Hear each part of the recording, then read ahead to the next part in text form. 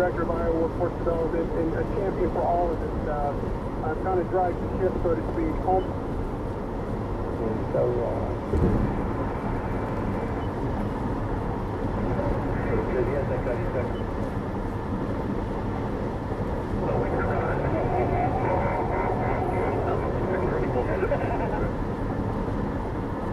Are the graves of President Hoover. At the Presidential Library and Museum are exhibits on Herbert Hoover's adult life and career. Pete Swisher is the superintendent of the Herbert Hoover National Historic Site. Pete, I understand the National Park Service has a new tool to enhance the visitor experience. We just launched our new official National Park app. Visitors can use it on their visit to West Branch In 2 miles, to discover the places and people that shaped the early life of the 31st President of the United States. What does it do? The new app has an official digital park map. It's easy to use while you're outdoors and features a large font size, illustrated walkways, and multiple zoom levels. Visitors can learn more about points of interest with lively texts and photographs as they visit the park. They can also discover all about Herbert Hoover's simple beginnings and follow in his footsteps with self-guided audio tours through the National Historic Site. And are there some special features as well? With the tap of a button, visitors can share a digital postcard with their family and friends from the national park. The app also has audio descriptions and alternative text images combined with the built-in iOS or Android accessibility features, which let all people enjoy the National Historic Site. In addition to using the app to navigate and learn about Herbert Hoover National Historic Site, visitors can use the app to explore the city of West Branch. Highlights include 15 downtown buildings that make up the West Branch Commercial Historic District, a preservation district listed on the National Register of Historic Places. Is there a cost to download or use the app? Visitors can borrow the mobile device from the Visitor Center free of charge. All they need to show is a government-issued photo ID. Adjacent to Herbert Hoover National Historic Site is the West Branch Commercial Historic District, right turn. including 15 downtown buildings listed on the National Register of Historic Places, unique shopping, and a variety of restaurants. For more information, call 319-643-2541. Take exit 254, your next exit, to visit the Herbert Hoover National Historic Site, the Herbert Hoover Presidential Library and Museum, and historic downtown West Branch, home of the 31st President of the United States. And then left This turn. is West Branch Radio, WNZL 582, Carefully observe the 690 local traffic AM. restrictions as they may not This match week the at the Hoover navigation Presidential guidance. Library, Thomas Tudor will present stories from our nation's most hallowed ground in his presentation called Who is Buried at Arlington Cemetery. This program begins at 2 p.m. on Sunday, May 26th. Enjoy an outdoor concert by the Eastern Iowa Brass Band in the West Branch Village Green on Memorial Day, Monday, May 27th at 2 p.m. Bring your own lawn chairs or blankets and enjoy this festive free concert. It's just a couple blocks off the interstate and something you don't want to miss.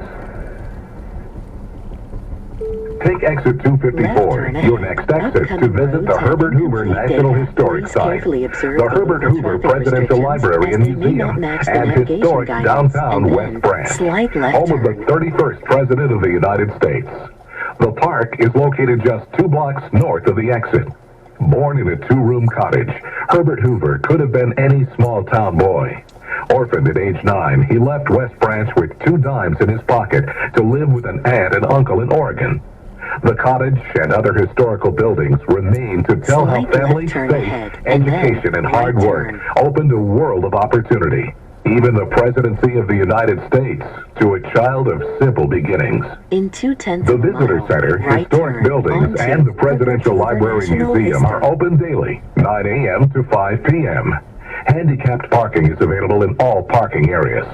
RVs and buses will find pull-through spaces in the parking lot across from the Visitor Center on Parkside Drive. I'm here with Robert from Lafayette, Indiana. Robert, what will you tell your family and friends back home about the Hoover Presidential Library Museum and the Hoover National Historic Site? It's an impressive layout, and we have traveled across America now. We're in our 10th week of vacationing, and we've done the Reagan Presidential Library, and so it's interesting to see the concepts of the different presidents and what they did for mankind during their years of presidency. Your visit to Herbert Hoover National Historic Site should include the Herbert Hoover Birthplace Cottage, the Working Blacksmith Shop, the first West Branch Schoolhouse, and the Friends Meeting House, where the Hoover family worshipped. You may also enjoy walking along the beautiful and tranquil 81-acre tall grass prairie trails.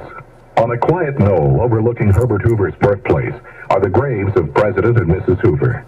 At the Presidential Library and Museum are exhibits on Herbert Hoover's adult life and career. At the Herbert Hoover National Historic Site,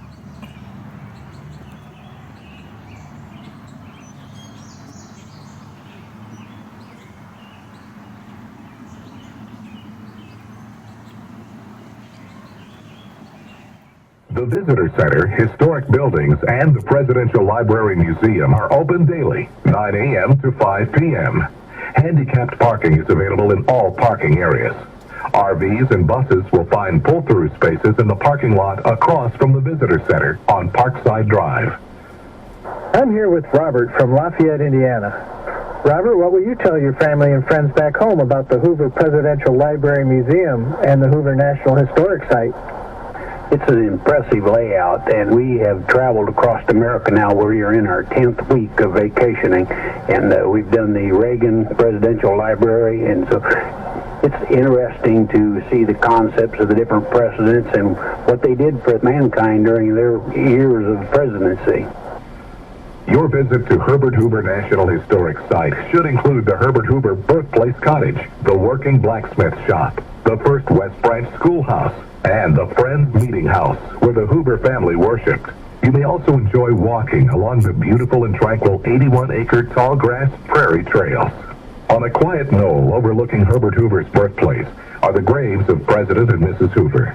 At the Presidential Library and Museum are exhibits on Herbert Hoover's adult life and career.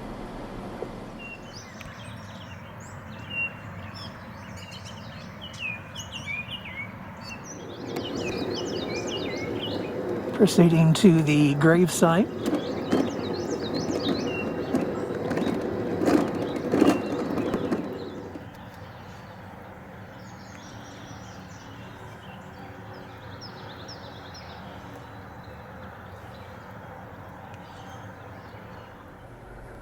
Take exit 254, your next exit, to visit the Herbert Hoover National Historic Site, the Herbert Hoover Presidential Library and Museum, and historic downtown West Branch, home of the 31st President of the United States.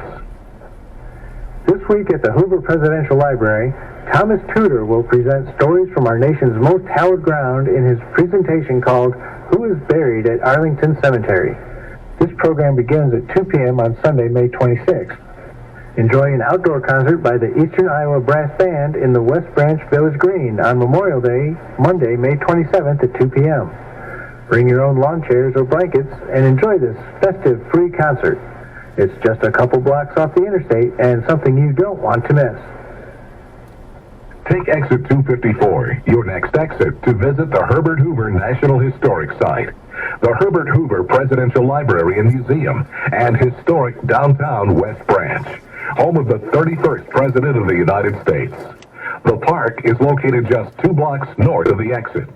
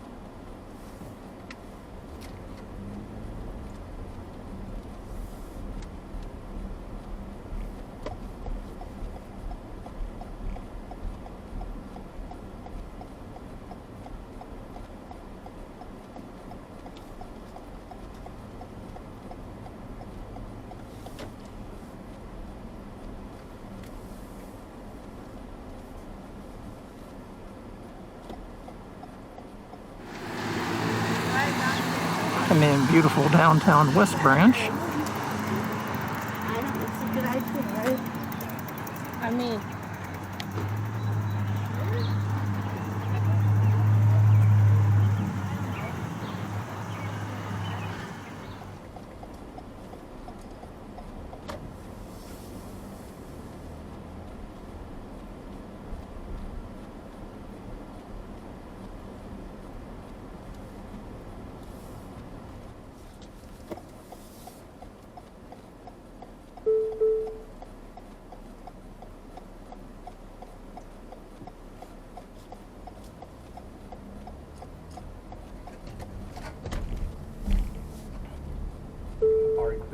In 4/10 of a mile, right turn onto I-80 West. Of the Herbert Hoover National Historic Site. Pete, I understand the National Park Service has a new tool to enhance the visitor experience.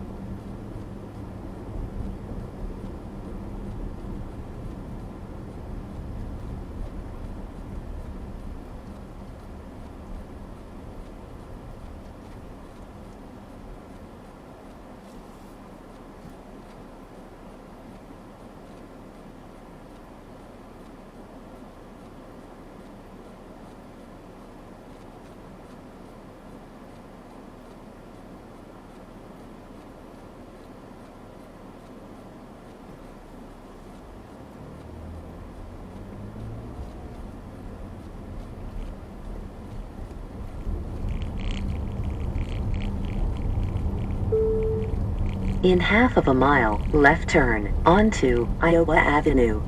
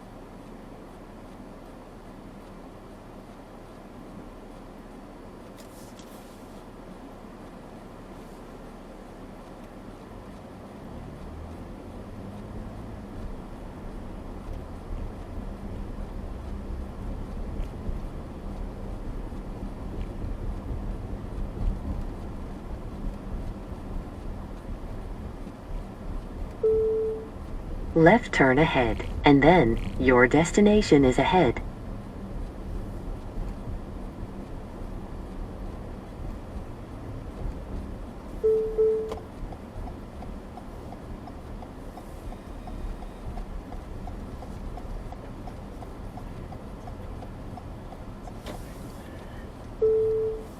You have arrived at your destination. The route guidance is now finished.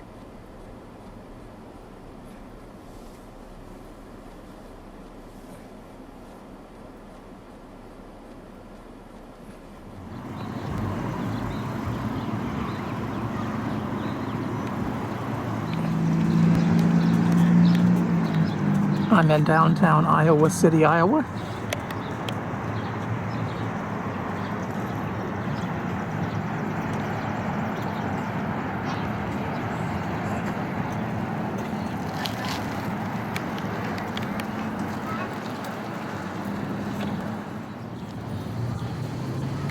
This is the old state capitol.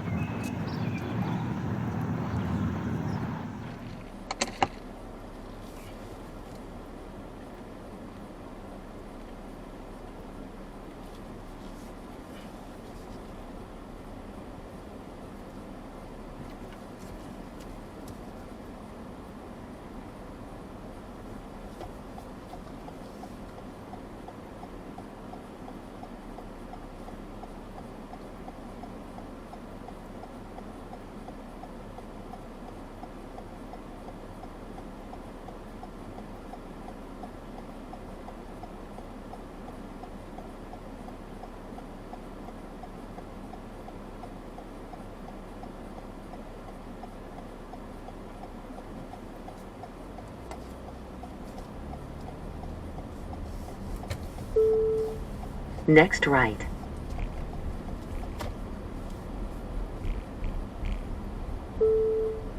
In half of a mile, left turn, onto North Dubuque Street.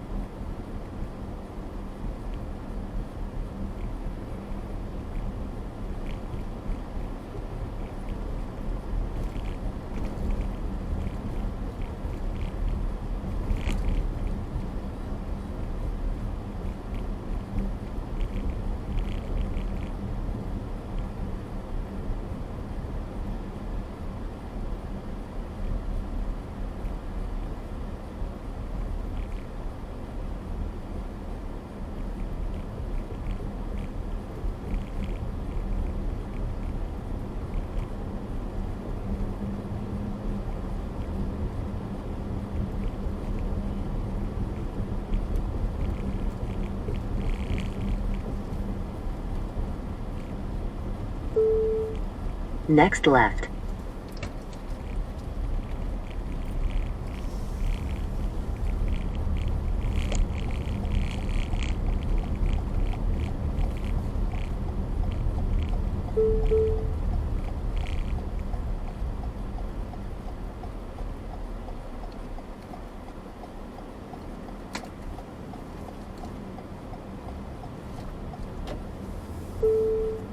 Proceed about 2 miles to I-80 West.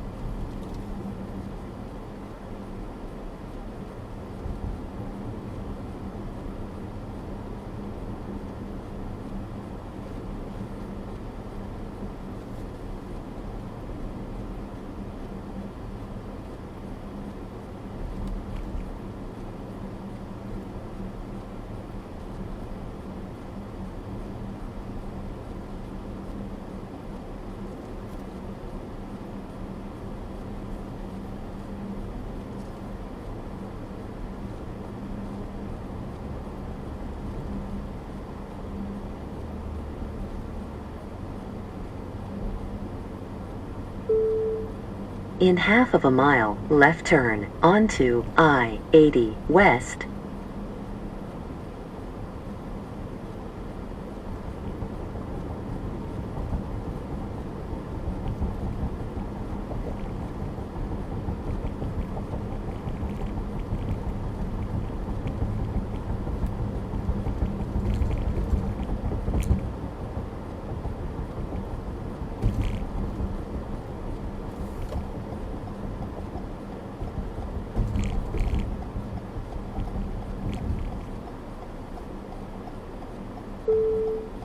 Next left onto I-80 West.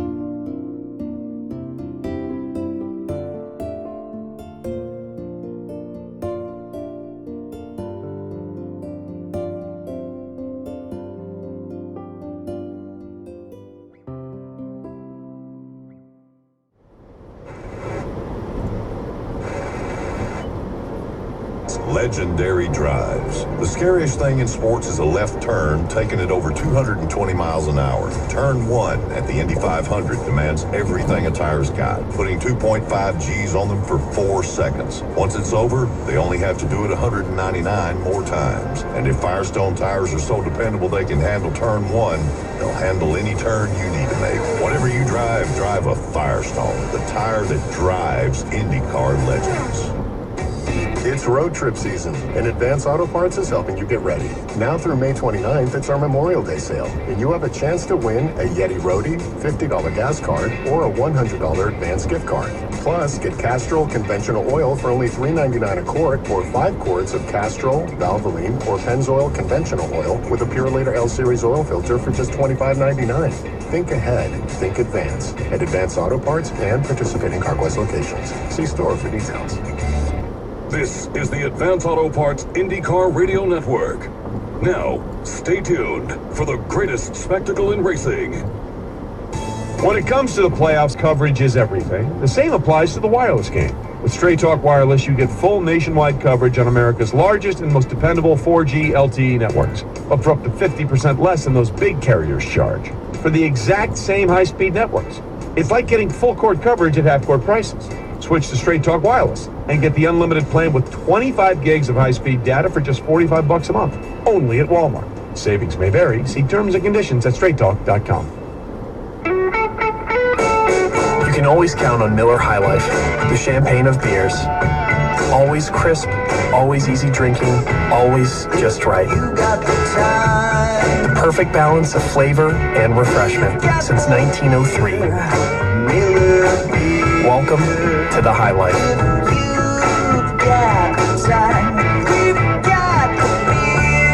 2019 Miller Brewing Company, Milwaukee, Wisconsin. Celebrate responsibly.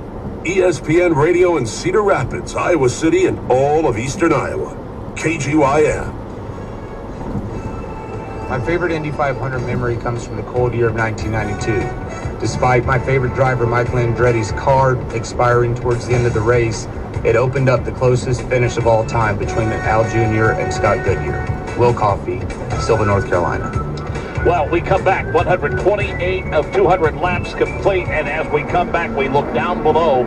He's led 95 laps on this day, but some concerns for Simon Pagenaud, Dave, first with the fuel mileage that they're getting in this Indy 500. Yeah, he's simply not getting the fuel mileage quite like the Hondas are, and we continue to wait to see that highlighter gold. Here it is now as Pagenaud hits his marks.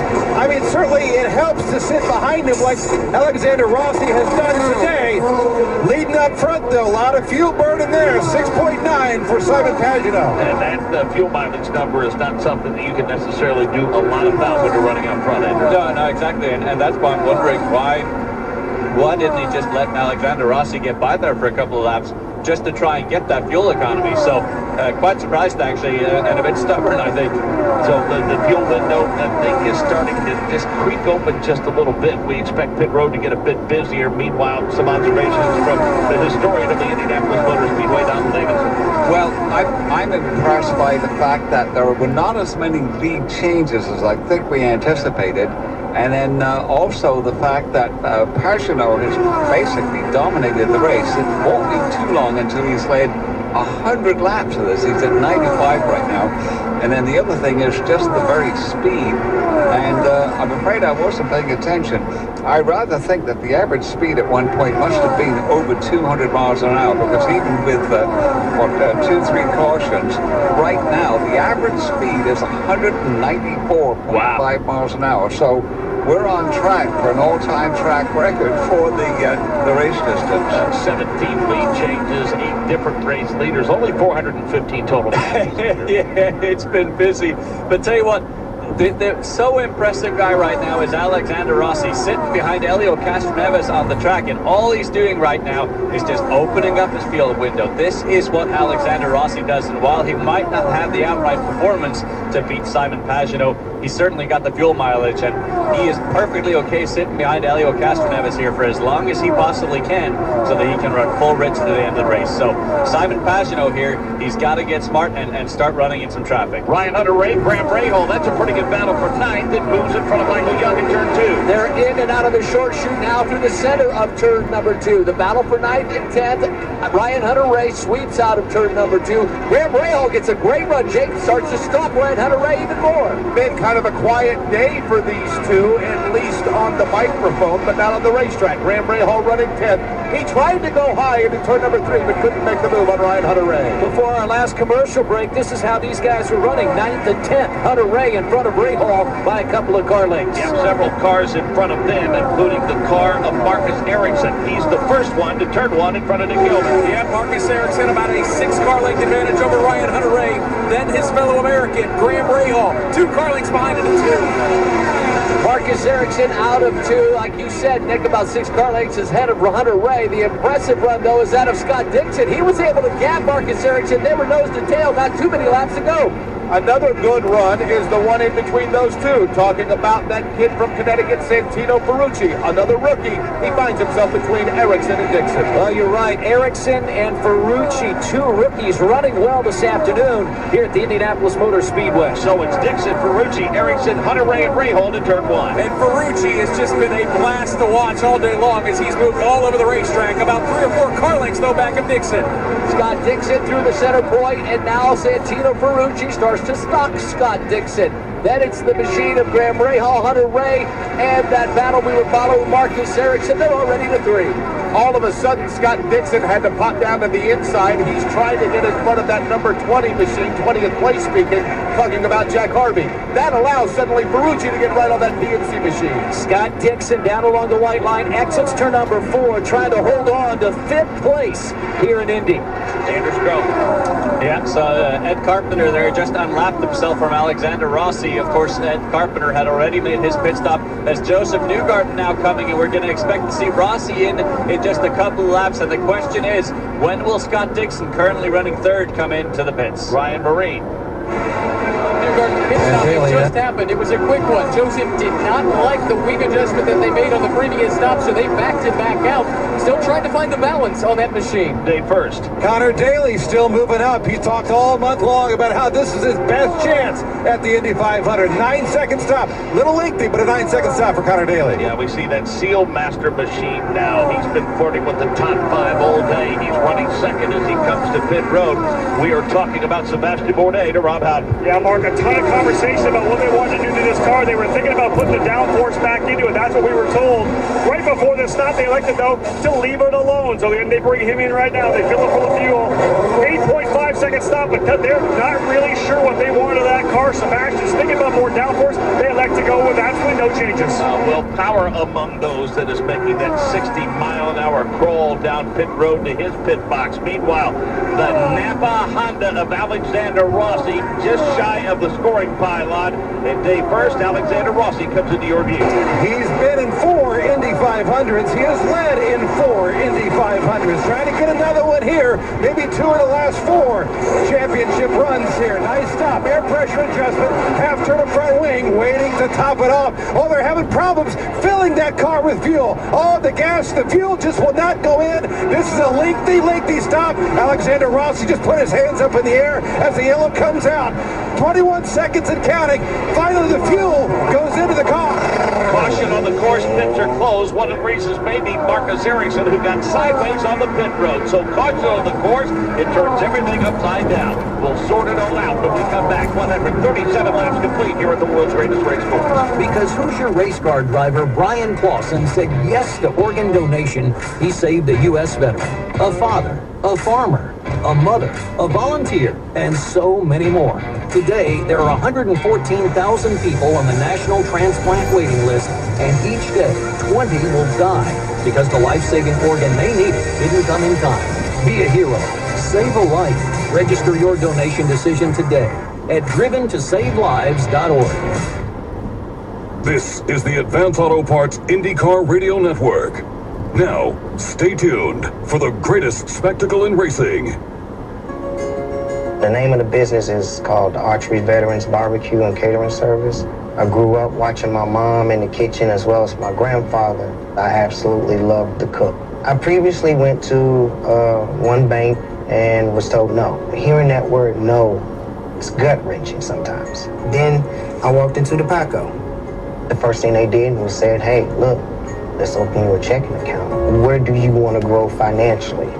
First thing that I did state was, I want to own my own business. John wanted to know how serious I was. Give me your short-term and long-term goals. Once I did that, I came back to him with a game plan, and from that aspect, it just blossomed. Thank you for believing in me, not only as an individual, as a father, as a veteran, and as a human being. Learn more about our impact at dupaco.com/impactful. Federally insured by NCUA Equal Housing Opportunity. Sports Radio, KGYN.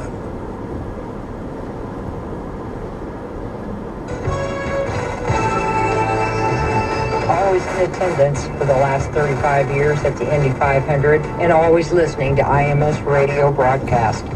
1985, I recall Danny Sullivan doing that infamous spin to win.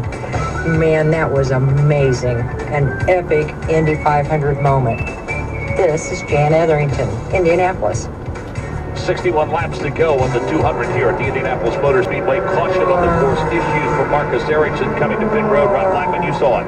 Indeed, right in front of me, the far north end of pit road. Marcus Ericsson coming into pit, lost control of the car, hit the inside wall of pit lane, did a full 360 before the car came to a stop. The medical team immediately on the scene. He waved them off and said he was feeling fine. However, the car is certainly not doing fine. They had to tow that Aero Schmidt-Peterson Motorsports Honda down the far south end of pit lane to get him to his proper pit box. Ryan Marine, I know you can update us pre-incident. What about post-incident? Well, right, we'll start with that. The car has arrived at the pit box. They've changed the front wing. There was some damage to the nose cone, but it looks like there's some more extensive damage to the rear. The rear attenuator has come off as part of the wing assembly. It has sustained some damage, so they're going to go ahead and put a new one on the car. It had been a really good run for the rookie from Sweden. He was legitimately running inside of the top 10 before these pit sequences. He was complaining of some understeer on corner exit for the first time during that stint, but locked it up there coming into the pits, and unfortunately a good run has come undone. An update on Scott Dixon from Rob Howden. Yeah, not a good situation for Scott Dixon, guys. He was just getting ready to come in. The team was just jumping over the wall. They got the tires out right when that yellow flag came on. He is your leader on the racetrack right now, but Dixon will come down pit lane momentarily. Dave first. Let's just put a bow on what's going on with Alexander Rossi. The 27 crew has now changed out both the hose and that fuel probe. They always have backup just on standby and just for situations like Alexander Rossi just had. So they're making the change. They believe they're good to go the rest of the way. But man, oh man, that was a 30-second pit stop for the guy leading the Indy 500. So it's Dixon, Ferrucci, Rosenquist, and Beach, and Kanan, the top five. And as we say, that team can't keep the pit road. So you see him tumble. Then we go with Shaw, Kanan, Carpenter, Newgarden, the top 10. As we mentioned, Kanan is pitting, so he's going to tumble a bit more. So, Anders, what can you sort out now at lap 141 about the pit stretch? Well, all of that just kind of get thrown out as Rob Howden alluded to, because Scott Dixon, if it had stayed green here, Scott Dixon could have been in a beautiful position, but now he's going to have to pit and he's going to go to the back of the field. So not sure if I was him, maybe I would roll the dice. I'm actually just staying out for as long as I can and hope for some more yellow to try and make it just one more stop to the end. That's probably the only way that he could potentially get the win here today, but it sounds like they're going with a slightly safer strategy and going to pit him here shortly. But Felix Rosenquist, I think he's genuinely impressed here today and has been so strong. So to tell you what though, Simon Pagenaud looking good, pitted on what lap? Let's see, lap 129. So he's got fairly fresh tires. He's in prime position because everyone ahead of him has to pit here soon. We're hearing, I was just getting ready to give a shout out to Santino Ferrucci, but Ryan Marine, you say there might be an issue? Because they got caught out with this yellow. They were about to pit when it came out.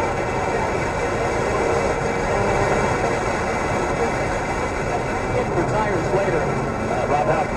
Scott Dixon in, it'll be a half a turn of front wing again, as Anders said. He's going to go to the tail of the field now. They had to make a good pit stop. They're going to get him out here in 6 6.8 seconds for a guy who has 15 Indy 500 starts coming in, 7 top 5s. Scott.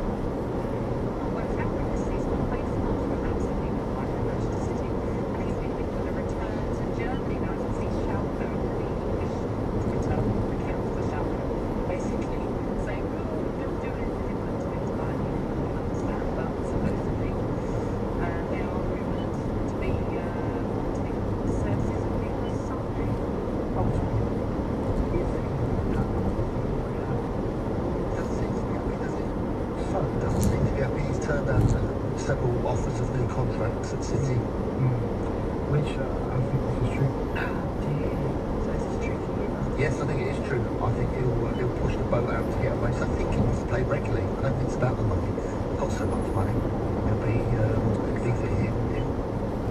You can go to bed knowing everything you love is protected. And because LifeShield works with smart home automation like Alexa and Google Home Assistant, it can do more than provide security. It puts control of lights, thermostats, door locks, and more at your fingertips. And the best part? LifeShield's awesome mobile app and smart home integration are included free. Unlike other systems that can cost a bundle with long-term contracts, LifeShield has a better way. Super easy setup, smart home app, low-cost monthly monitoring, and no long-term contracts. Act now and get 40% off retail prices and receive a free security touchpad. Visit LifeShield.com and use promo code RADIO for a free 30-day trial. That's LifeShield.com, code RADIO.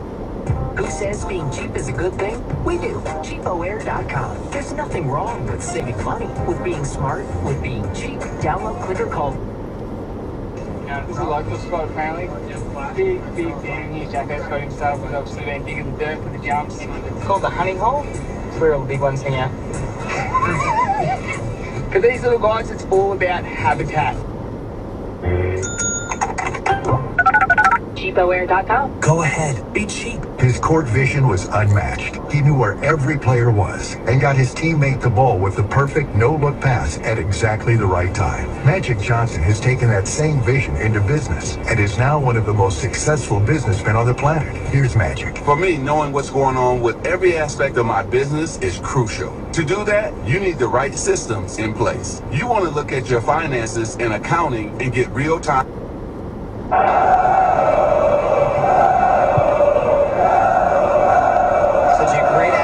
Here in Woods.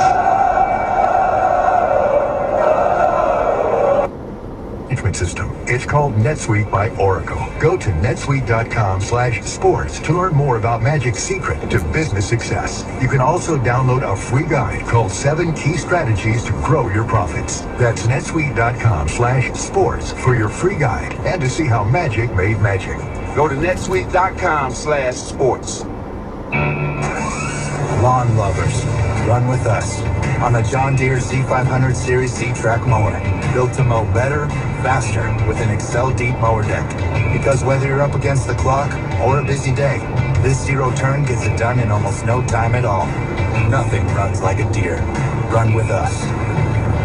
Test drive a Z500 Series Z-Track mower at your John Deere dealer during the Take Your Turn sales event.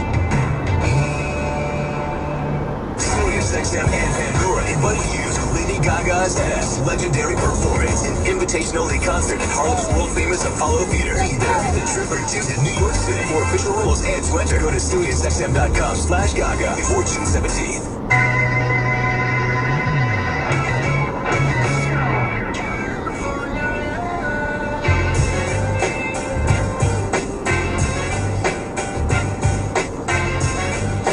Michael Lee, ESPN Radio, ESPN app. Dropping a little California love here as we come back on this Memorial Day weekend. Actor, comedian Chris Spencer is in the studio. Michelle Beadle, hanging out with my guest hosts all day. We're presented by Progressive Insurance. You can hit us up on Twitter, the 100flowers.com Twitter feed, at Michael Lee's, at Michelle D. Beadle. Chris Spencer, don't mess with Twitter like that. Hit him on Instagram, the real Chris Spencer. Right, it is old. It is old? Yeah, barely. You know what happened? With repayment plans customized to meet your needs. Our underwriting is extremely fast, allowing approval in as little as 1 day. It's totally stress-free. If you've been in business for at least a year, have an annual revenue of $150,000 or more with a minimum credit score of 550, pick up the phone and call now for a free no-obligation consultation to see what you qualify for. Dial 800-950-3788. 800-950-3788. That's 1-800-950-3788. This is that place where truck drivers are treated with respect and work-life balance exists. A place where you can average $87,500 or the equivalent of 89 cents per mile in your first year. A place where home time guarantees you'll be with the ones you love every single week. A place where benefits reflect your hard work, where you know that you'll never have to load or unload freight. A place where truck drivers are among the first to respond in times of need, delivering water and emergency supplies to the people who need it most. You want to work for that place, make a difference for that place, and most importantly, you want to drive for that place. That place is Walmart, and we offer a variety of benefits starting day one, including well-maintained equipment, a quarterly safety bonus, and pay when taking a DOT break on the road. And we're hiring truck drivers all across the country. To apply online, visit driveforwalmart.com. That's drive, the number 4, Walmart.com. Walmart's an equal opportunity employer. NASCAR salutes refreshed by Coca-Cola honors the military like no other sport. All right, guys, what this weekend is really about, guys like the 40 names on the windshield, they give everything they can give so that we can be free. Freedom is one of the reasons why people like myself are in this country. You feel the patriotism behind the whole thing. There's a little bit more pride in yourself and your country. Catch all the NASCAR action this Sunday at the Coca-Cola 600 from Charlotte, 6 p.m. Eastern on Fox. Winning is contagious. Once you win a couple, you want to keep winning, and we certainly want to go after another championship. We're not done yet. This is Mark Truex Jr., and you're home for NASCAR. Sirius XM NASCAR Radio, Channel 90. And I'm proud to be an American, where at least I know I'm free. This is Dialed In's Salute to the Troops. Live from Charlotte Motor Speedway. Once again, Claire B. Lang. Next to you, let the big girls do today. Welcome back to Dialed In on Sirius XM NASCAR Radio. Lee Greenwood, how do you not think of Lee Greenwood on Memorial Day weekend? He has such heart, and that song is powerful. It always has been, it always will be, and he joins me now.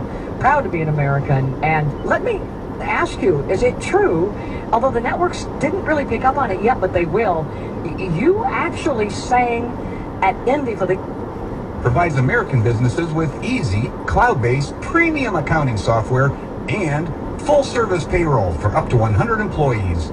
Business owners love the simplicity, the price, and our U.S.-based support. And accountants love the powerful capabilities. Check out our nearly perfect 5 out of 5-star ratings. Keep your time and money. A football debate. The final word on Talk Sport.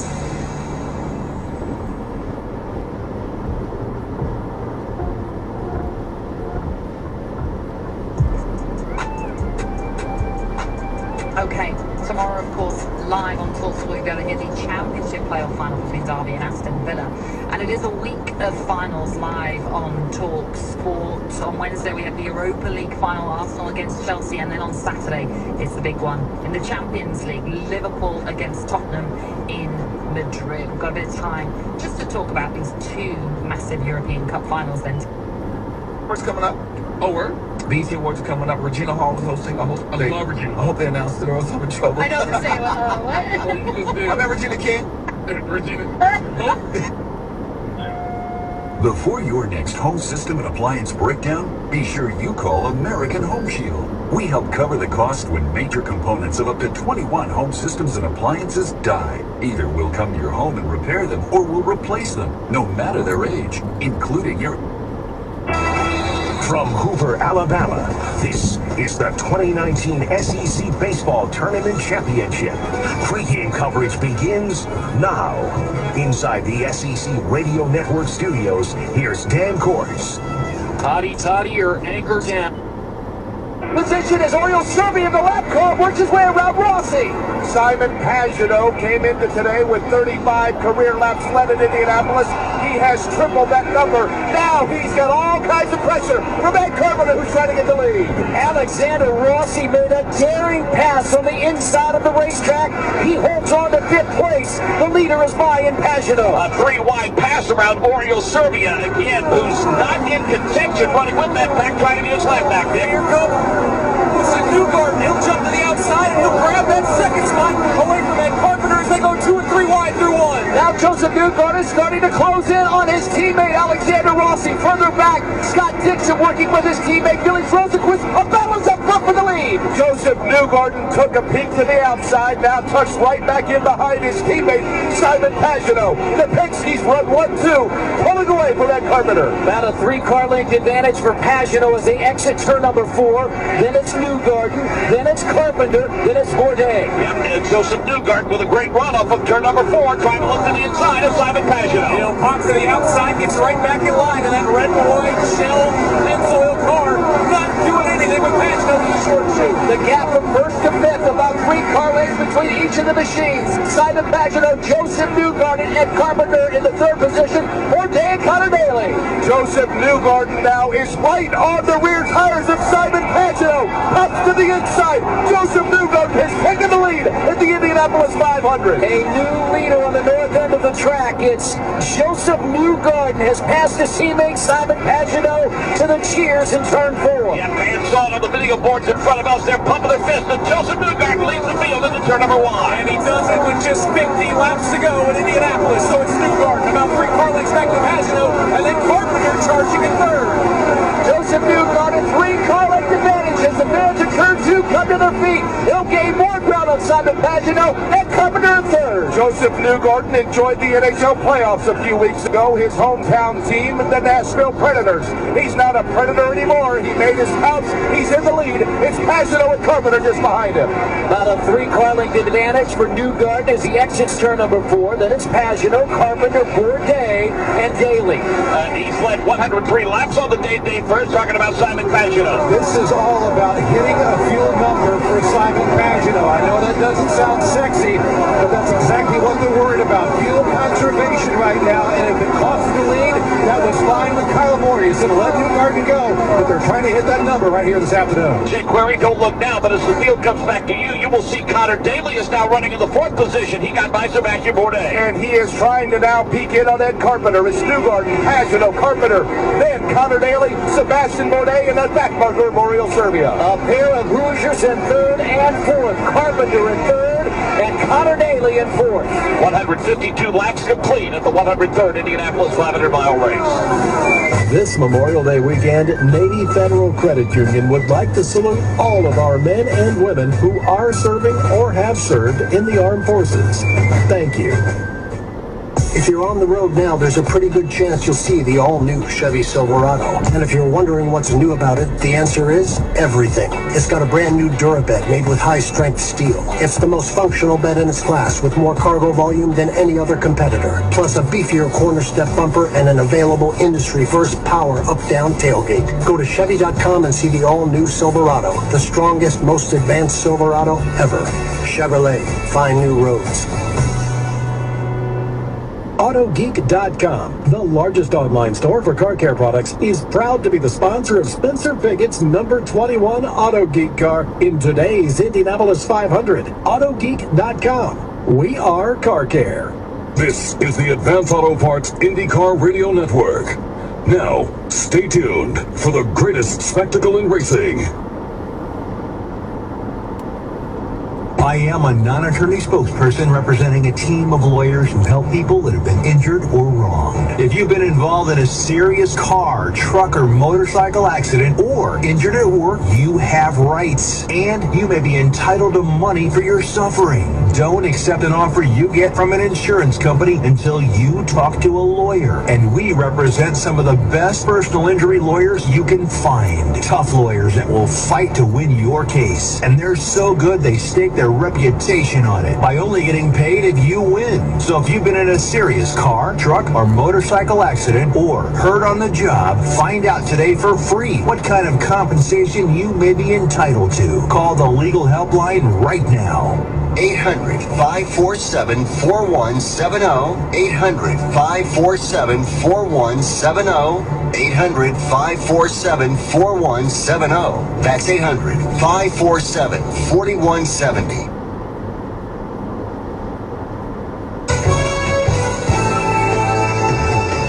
156 laps complete. Joseph Newgarden leading Simon Pagino, and Oriol Serbia running at 20th, not making friends with Alexander Rossi, Andrew. No, he's not. He's been blocking it, maybe a little bit unfairly so, because moving in reaction to Alexander Rossi as opposed to proactively. So almost took Alexander Rossi into the barriers down the front straightaway. Rossi eventually able to clear him, and now he's trying to chase down the back of Sebastian Bourdais, but finding it a hard time doing so. And the leaders cross the start-finish line. Joseph Newgarden leads Simon Pagino into turn number 1. And a big move from Alexander Rossi as he dives to the inside, and he'll take the pit spot away from Sebastian Bourdais in turn 1. Joseph Newgarden has only led 17 laps here at Indianapolis up until just a few moments ago. He leads his teammate Simon Pagino 3 car lengths halfway down the backstretch. And Michael, Simon Pagino, the first driver since Dario Franchitti 9 years ago to lead 100 laps in a single Indianapolis 500.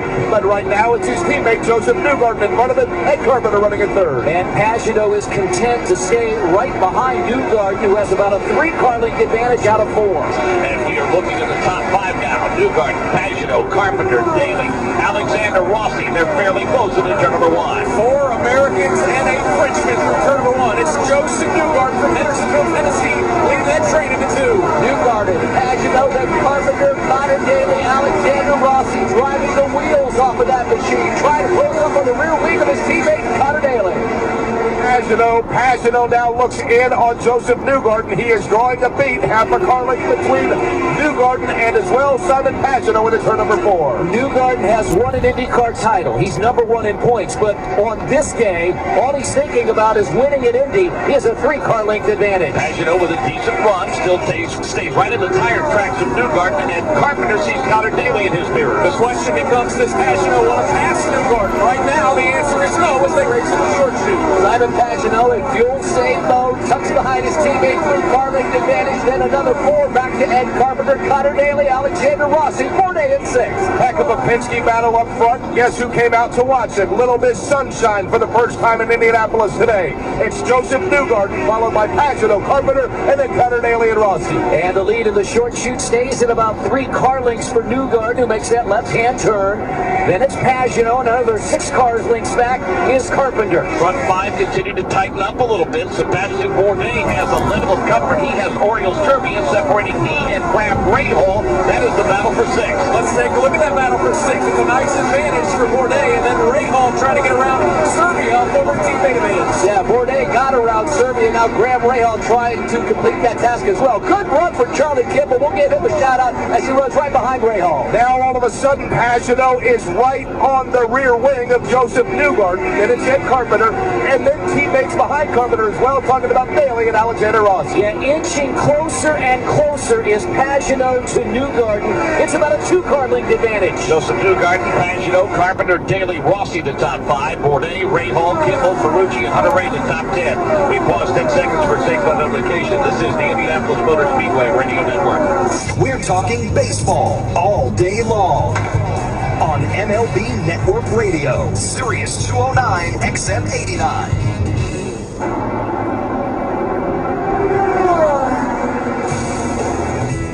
May is Military Appreciation Month, and at Navy Federal Credit Union, we're celebrating with special offers on credit cards, certificates, and car loans for our members. We're also giving a special shout out to our active duty military and veterans. Take a moment to share a thank you with our military community and take advantage of special offers at NavyFederal.org/celebrate.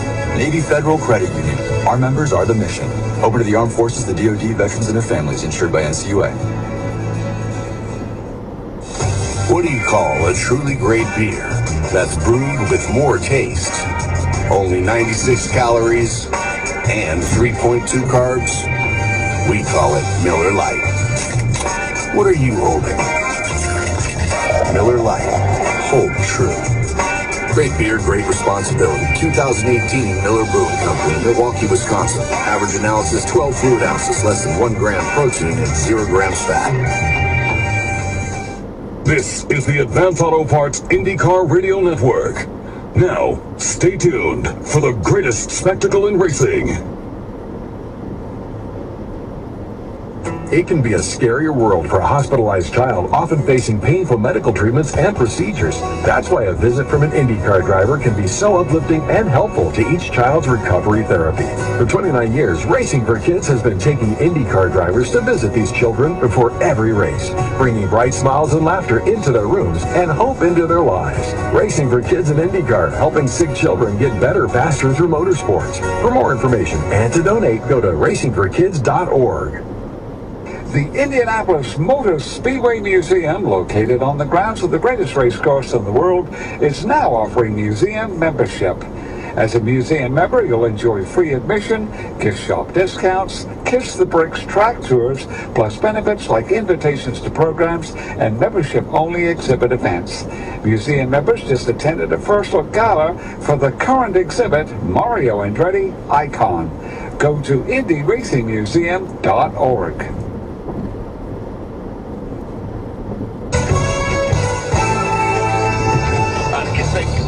Grown the way things have settled down a bit, and maybe they're just waiting because that pit window's not open. Yeah, I think so. And in the case of Simon Pagenaud dropping back, and Joseph Newgarden was absolutely by design because he is sitting back there right now saving as much fuel as he possibly can. It's been 35 laps since he last pitted, so he's got to be coming up on his window. Joseph Newgarden with a little bit more of a cushion. He's done 30 laps on this tank of fuel, but I would think here within the next 2 to 3 laps, a lot of the leaders are going to start taking a pit lane. Yeah, among the front 3 or 4, Kristen, Airy, no question. It's a big game, but follow the leader.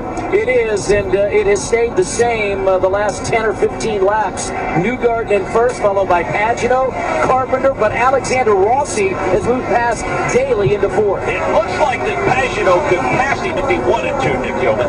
He's been all over the rear wing for about the last 4 or 5 laps, but every time he gets close down the front stretch, Michael, he jumps out of the gas. About a 2-car length advantage does have Joseph Newgarden over side of Pagenaud. Jake, you mentioned a little bit sunshine. It's gotten downright hot. They broke out the sunscreen down here in the southeast vista. It is a warm one here in Indianapolis. Same holds true for 5/8 of a mile north of you, Michael, because all of a sudden now the sun is out and you got to wonder if it'll make the track a little bit slick. Everything right now good for Joseph Newgarden and Simon Pagenaud. Well, the one thing, guys, that you see, the lap times are getting slower as the sun is getting hotter and warmer as Newgarden still with the lead. The pit road and Ryan Marie. It's the first opportunity for Joseph Newgarden to lead today. Tim Cindric came on the radio and told his driver, work that wake jacker, experiment a little bit, learn how this car handles when you're out in front for that stretch run. We're just a couple of laps away from their final stop today, and Joseph Newgarden leads at Indy. 167 laps complete. Good runs today, obviously, for Connor Daly, Sebastian Bourdais, Ray Hall, Kimball, Jake Query, Pagenaud back to the front. Simon Pagenaud just popped to the inside. Kristen Airy as the field comes at you. And Simon Pagenaud you'll see first. Well, it's what Anders talked about, Simon Pagenaud, and he took the lead, but he's going to head down pit lane. He does head down pit lane. So, 167 laps complete. Simon Pagenaud has led 5 times for 103 laps. Coming off a month of May, which saw him get it off to a great start by winning the IndyCar Grand Prix, followed it up for the pole position. Day first, he's P1 coming to pit road. In many ways, it all comes down to this stop for Simon Pagenaud. Let's see how Team Penske reacts. So far, so good.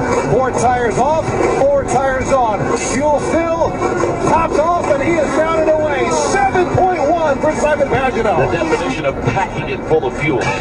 Yeah, so I think what we're going to see here from Simon Pagenaud is he's going to go super hard here for the first couple of laps just to make sure he gets that track position and takes advantage of these new tires as Alexander Rossi now taking a pit lane. Then he's got to dial it right back down because he does need to do some fuel save here to get to the end of the race. Napa Honda of Alexander Rossi comes into the view of day first. I'll tell you what, Alexander Rossi, outside of the fuel issues that they've had, he's really happy with that machine and the crew going right to work. Here comes Rossi, winner of the 2016 Indianapolis 500. That's a great stop. 7 seconds flat for Rossi. First time today we've seen Scott Dixon come to pit road with the leaders, Rob Houck. Yeah, another fantastic stop for the team. He was able to work his way back into 10th position after getting caught out by that yellow. A 6.7 stop. They get a jam-pack full of Speedway fuel. He's going to go to the end. Meanwhile, back up front, it's the battle between Newgarden and Carpenter. It's in turn number 2. Boy, as soon as Simon Pagino ducked onto pit lane, Mark James, Ed Carpenter got right on the rear wing of Joseph Newgarden. Carpenter looks low as we have a couple of cars coming off pit lane. Joseph Newgarden, Ed Carpenter, you. And Joseph Newgarden goes inside of Ed Carpenter. Now Carpenter gets around him in turn number 3. Let's go to pit road and Rob Houghton. Some more day guys coming in there for the 4th position. They went for a little bit of stagger. The car wanted to free up a little bit. Good stop for them. Bourdais came in at P4. Currently, a 7.2 second stop. He's back out on track. Rob Blackman. The final stop of the day for Felix Rosenquist was a good one. He's been running in the top 10 here this afternoon. 6.7 seconds. The final stop for the rookie Rosenquist. Joseph Newgarden has led 21 laps today, Ryan. And he's in his pit stall now. They've been looking for white rear grip as the temperatures have come up. A little bit slow with the fuel. It's going to be a shade under 7 seconds. 6.9 for Joseph Newgarden in the Shell V-Power machine. Don Davidson. Locals, you're not imagining it. Ed Carpenter's running first. Connor Daly is running second. Pit stop's coming, but this is great for the next few minutes. Yeah, it is. And Ed Carpenter, I think this is very, very smart here. Going to try and run until the very last drop is in the fuel tank so that he can run full rich all the way to the end. So same with Connor Daly. I think he's executed such a beautiful race, but he is in pit lane, so is Ed Carpenter. Ed Carpenter coming to pit road, and he will do so coming into the view of day first. This is 16th Indianapolis 500. Question is this a sweet 16 for Speedway's own Ed Carpenter? Since Mark Tim Royal takes a good look at everything, he's the team strategist. Half turn of front wing, and Ed Carpenter's down and away. 7.3 for Ed. Connor Daly also with a stop. Ryan Hunter-Ray with a stop. Let's go to Rob Houghton. Bringing number 15, Ray Hall Leonard Flanagan Racing Machine in here as well. Absolutely no chances for him. A 7.4 second stop. He said they're good to go to the very end. And among those yet to stop, Santino Ferrucci, Will Power, Takuma Sato. We see Spencer Piggott and a handful of others. And I tell you what I love about this race right now is that we don't have the big split in strategy we've had, so this will just be a dogfight to the end as Alexander Rossi now clears Ed Carpenter, who's just coming out of pit lane. We speak of Santino Ferrucci. Ryan Marini said he came for a visit. Yes, he did. It was a nice clean stop for the Dale Coyne team. An impressive run for the young rookie from Connecticut. Ryan Hunter-Ray pitted a few moments ago. 6.9 seconds for Hunter-Ray, 8.2 seconds for Ferrucci. No wing changes for either driver. Right now it's the battle for 7th, Michael Young, but Alexander Rossi did indeed work his way around Ed Carpenter. Simon Pagino has about a 25 car length advantage over Alexander Rossi. Rossi ducked right underneath the rear wing of Ed Carpenter as he came out of pit lane. Nice gap, Rossi over Ed Carpenter for second. We think eventually things are going to cycle back to Power, Sato, Piggott, and Harvey when we come back to the Indianapolis Motor Speedway. In both racing and investing, bold and steady wins. So if you think annuities are too conservative, think again. Gainbridge offers annuities with high guaranteed rates, so you can grow your savings with confidence. Learn how to achieve tax-deferred growth at www.gainbridge.life. Because it's not the fastest lap, it's the fastest 200 laps. Gainbridge is the presenting sponsor of the Indianapolis 500 and is not yet available in all states. The Can-Am Ready to Ride sales event is on now because our off-road vehicles are built for this. We're built for hitting the trails as the sun comes up, for odd jobs and bales of hay, for kicking up dust on a long dirt road. So, how do you become built for this? By getting to the Ready to Ride sales event and finding a new Can-Am off-road vehicle for a great deal.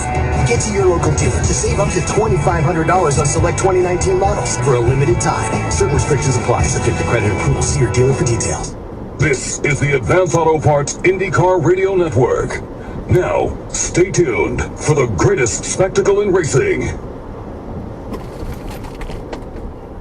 Hi, my name is Lily. My mom and dad used to fight about money all the time. Then one day, I heard them talking about this guy, some uncle I never knew, called Uncle Sam. Well, they say this Uncle Sam guy wanted them to pay him like $1 gazillion, and they didn't have $1 gazillion. So they called this company they heard on the radio called the Tax Doctor. And the Tax Doctor worked with Uncle Sam's people. I think they're called the IRS. and they're able to work it out so my mom and dad didn't have to pay Uncle Sam very much money at all. So now mom and dad are happy, and I'm happy too. Thanks, tax doctor. If you owe $10,000 or more to the IRS or state, call now and pay less. 800-215-1727. 800-215-1727. That's 800-215-1727.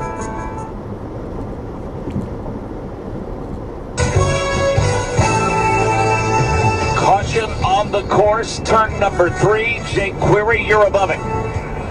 It was all began by Sebastian Bourdais, who got loose, and when Sebastian Bourdais got loose, he made contact exiting turn number 3. Graham Rahal was involved. The rookie Felix Rosenquist was involved. Zach Beach was involved, and I believe so too is Charlie Kimball. So this is going to be a cleanup. This is a number of cars that have come to a stop in the north end of the Indianapolis Motor Speedway. 23 laps from the completion of this race, Mark. Graham Rahal went straight over to Sebastian Bourdais to say something to him, and it appears the frustration and aggravation is evident with Graham Rahal. It is indeed, and Graham Rahal there felt like he had such a good run going. Unfortunately, all that comes to an end, and it's a multi-car pileup here involving Zach Beach, Felix Rosenquist, Graham Rahal, and Sebastian Bourdais. So we'll get some replays on our end. We'll sort it all out when we come back to the world's greatest race course. Is your company looking for a completely new type of team building or fundraising activity? What about something with a motorsports theme? This is Angela Savage. A Miles Ahead Mini Challenge event will turbocharge your group like no other. You and your colleagues will race high-performance minis on a timed autocross course. Lap times determine the winning team, but everyone has a blast. In the race to the top, let Miles Ahead give your company the high-acting boost it needs to win. For more information, just Google search Miles Ahead Indy. This is the Advanced Auto Parts IndyCar Radio Network. Now, stay tuned for the greatest spectacle in racing. They say that if you want to know a person, you should walk a mile in their shoes. Same thing goes for tires. Except Firestone knows it's not just 1 mile, it's many. With the industry-leading 90-day buy and try guarantee, you can test drive our tires for 90 days. Then if you're not fully satisfied with them, we'll refund or replace them for you. Whatever you drive, drive a Firestone. Conditions apply. See FirestoneTire.com for details. Tune into IndyCar Radio all season long for live flag-to-flag coverage of every lap. They're going to go 3 wide into turn 1, and Stephen Wilson's going to take the lead. Joseph Newgarden aggressive, 2 passes in 1. Every race. When checkers are out, and Alexander Rossi wins here at Pocono Raceway. Final time out of turn 4, it's Will Power. Will Power's going to win the Indianapolis 500 mile. The NTT IndyCar Series on IndyCarRadio.com and the TuneIn app.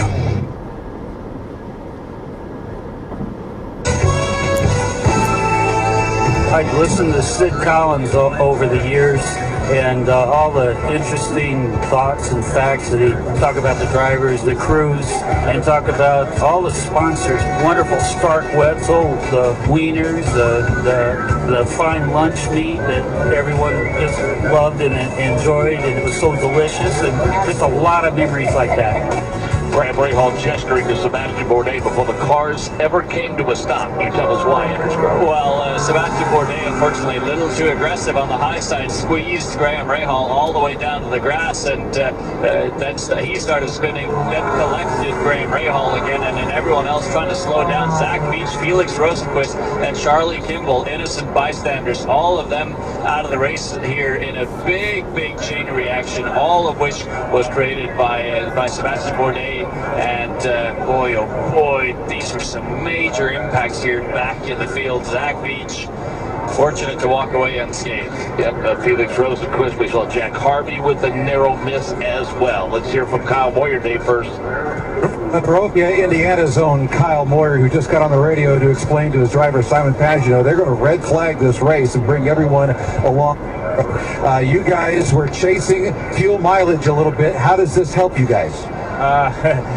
It really helps us a ton here. Now, I think we're going to be able to run as hard as we want to. I think, I hope so, because we got the best car out there. So, it's been hard today. outrun front, nobody wanted to do it, so we did it, and maybe it was the wrong thing, but hopefully, this yellow and this red flag now will give us a shot to get it back. We were sitting there and we were trying to decide, should we go behind Rossi like we did with Joseph and then just go at it at the end like we showed them, with the quickest car. So, if this comes to a shootout, we got the best job and best car. Is it a Chevy versus Honda fuel mileage issue, or is it because you guys are running up front, you guys can't make fuel because of it? Yeah, no, the Chevy will make great fuel as long as you're not leading, that's the problem. It doesn't matter, when we were sitting behind Joseph, we would have done that all day. We probably could have shorted the stop even, the car's so good. But, out front, you're towing everybody along and wasting the fuel.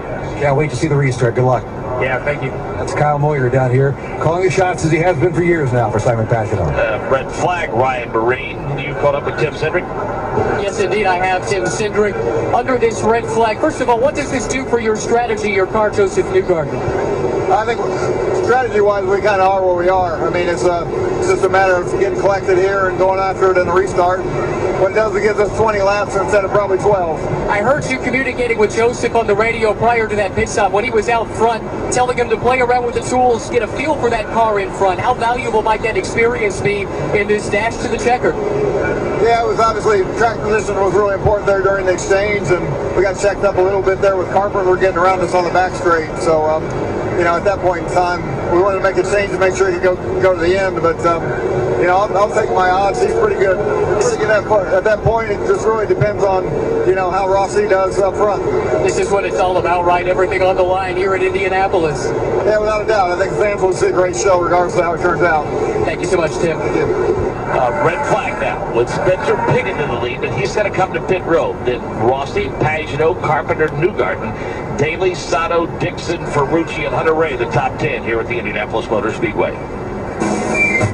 Memorial Day weekend, Navy Federal Credit Union would like to salute all of our men and women who are serving or have served in the armed forces. Thank you. What do you call a truly great beer that's brewed with more taste? Only 96 calories and 3.2 carbs? We call it Miller Lite. What are you holding? Miller Lite. Hold true. Great beer, great responsibility. 2018 Miller Brewing Company, Milwaukee, Wisconsin. Average analysis 12 fluid ounces, less than 1 gram protein, and 0 grams fat. AutoGeek.com, the largest online store for car care products, is proud to be the sponsor of Spencer Piggott's number 21 Auto Geek car in today's Indianapolis 500. AutoGeek.com. We are car care. This is the Advance Auto Parts IndyCar Radio Network. Now, stay tuned for the greatest spectacle in racing. I am a non-attorney spokesperson representing a team of lawyers who help people that have been injured or wronged. If you've been involved in a serious car, truck, or motorcycle accident, or injured at work, you have rights, and you may be entitled to money for your suffering. Don't accept an offer you get from an insurance company until you talk to a lawyer. And we represent some of the best personal injury lawyers you can find. Tough lawyers that will fight to win your case. And they're so good they stake their reputation on it by only getting paid if you win. So if you've been in a serious car, truck, or motorcycle accident or hurt on the job, find out today for free what kind of compensation you may be entitled to. Call the legal helpline right now. 800-547-4170. 800-547-4170. 800-547-4170. That's 800-547-4170.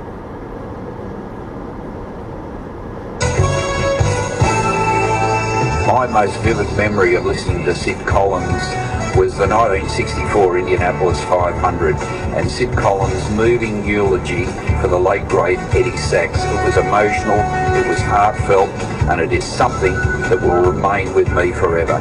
My name is Dennis Mullen and I'm a Speedway journalist from Sydney, Australia. Let's go to pit road. Again, red flag condition here. 180 laps complete. Let's go to Rob Blackman. All right, I'm down here with Barry Wasner, the strategist for Felix Rosenquist with Chip Ganassi Honda. And Barry, you were running so well today. Started 29th, had gotten yourself up into the top 10 at times, but unfortunately got caught up in the wash in that accident just a couple of minutes ago. Can you tell us what happened? Yeah, Rob.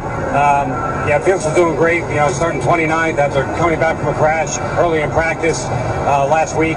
He's done a great job getting up to speed, and the team's done a great job getting the NCT Honda in the top 10. Just kept picking off cars throughout the day. He certainly learned a lot, and he was in a great position to have a good finish. Unfortunately, we just got caught up in somebody else's crash. How proud, though, are you of this team? As you said, you started 29th and had found yourself into the top 10 and seemed to be gaining even late in the last 25 laps or so. Yeah, what I enjoy about working here is everybody on the team. Nobody ever gives up. We know no matter where we start, we're never out of it. And very proud of the guys. Everybody that works on the team works hard, and really, Felix, he drove a great race. He did. Thanks, Barry. You're welcome. Thank you. Rob Houghton, you're standing by with Mike Hull. Yeah, I'm going to stay with the Chip Ganassi racing team. Mike, it's been kind of an up and down day for you guys. You started 18th, but you were able to race Scott up into the top 10, firmly into the top 10, and you guys got caught out by that yellow. How disappointing was that for you guys? It was disappointing, but we have a great PNC car, and Scott's doing a heck of a job. And we got 21 laps to go, so we'll see what happens. Obviously, this kind of comes back your way. You never want to see an incident happen like that, but it does come back to you guys. You've been working on the car all week long, all day long. Do you have a car that Scott can maybe go forward with? We feel like the car's really well balanced. All we've done is gone up and down on the front wings by a half a turn or a full turn on the stuff we've done. So that's an indication of the fact that the car runs well all the way through a stint. And because of that, we could run all the way to the full term of the fuel tank. Oftentimes here, you've got to stop a little short, which we noticed some people were doing today. And it's probably just because they're sliding around a lot at the end of their run. Well, good luck. Thanks for the time. Oh, thank you. Great input there, guys, from Mike Hull. And indeed, we saw a lot of guys sliding around. We've seen guys like Simon Pashno, who have been pitting a little bit early, as Anders had mentioned. But again, they put the car in the hands of the reigning champion and the former winner here at the Indianapolis 500, Scott Dixon, I believe, sitting in the 8th position. To Ryan Marine. Behind Scott Dixon is the rookie, Santino Ferrucci. Michael Cannon, the engineer for Santino. You worked with a lot of young drivers, Michael. How does this young Connecticut driver compare? He seems as cool as they come. He is. He's completely unflustered by this thing, and he's enjoying it. He's been whooping it up over the radio. He turns 21 on May 31st, so we may have something to celebrate on the 31st. Care to share any of the exchanges that you guys have had? Oh, he's whooping and hollering when he passes guys. It's like being in a rodeo.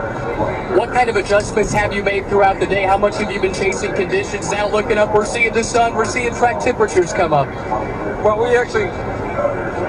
we basically evolved two setups. One for sort of a sub-100 degree track, the other one for above. So it's actually come to us. We had to add a little bit of front wing and slight tire pressure adjustment. Otherwise, mechanically, this is the weather we wanted to race. Do you try and temper his enthusiasm here, given the fact that it's his rookie year, or do you send the guy loose? Well, I mean, he's 20 years old and he's a rookie, but he's been racing since he's 6. So he's seen an awful lot in his time. So, I mean, he's a seasoned racer despite his age. Thank you so much. Certainly, Ryan. Thank you. Best of luck the rest of the way. That is Michael Cannon from Dale Coyne Racing. Santino Ferrucci running in 9th here under the red flag. Rob Houghton. Derek Davis, the strategist for Takuma Sato. What an up and down day for you guys. You had some issues with the right rear, I believe. You had to bring them back in again. You guys fell back to the low 20s. You find yourself P7 right now.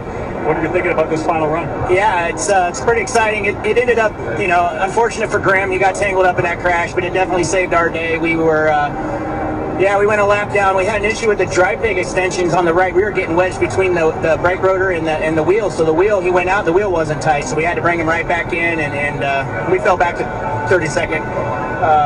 I actually got to get with these guys here, but yeah, it's been a good day. Go to work. Derek Davison, guys, going to work with the team here right now, but as he said, a great comeback after issues with that right rear. Dave First.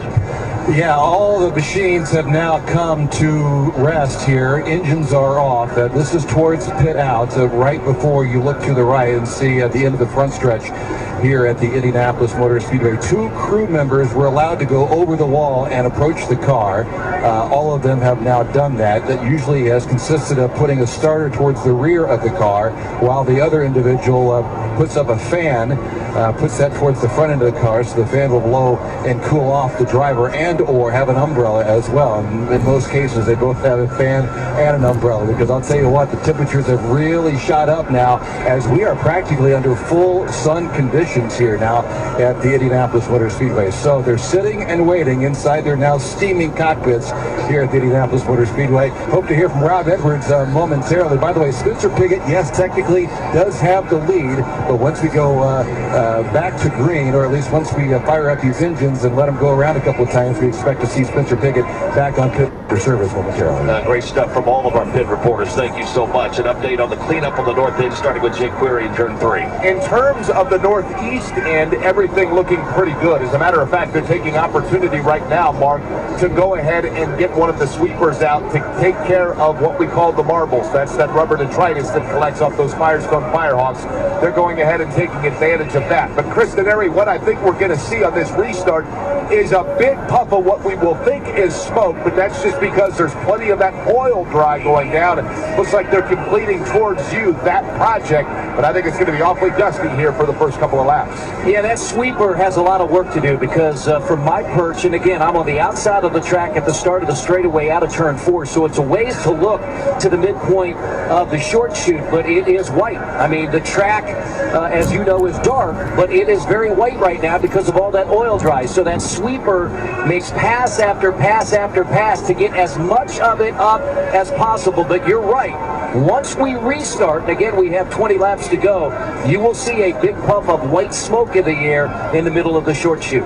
We expect quite a shootout to close out the 103rd running of the Indianapolis 500-mile race under red flag condition for a multi-car incident in turn number 3 here at the world's greatest race course.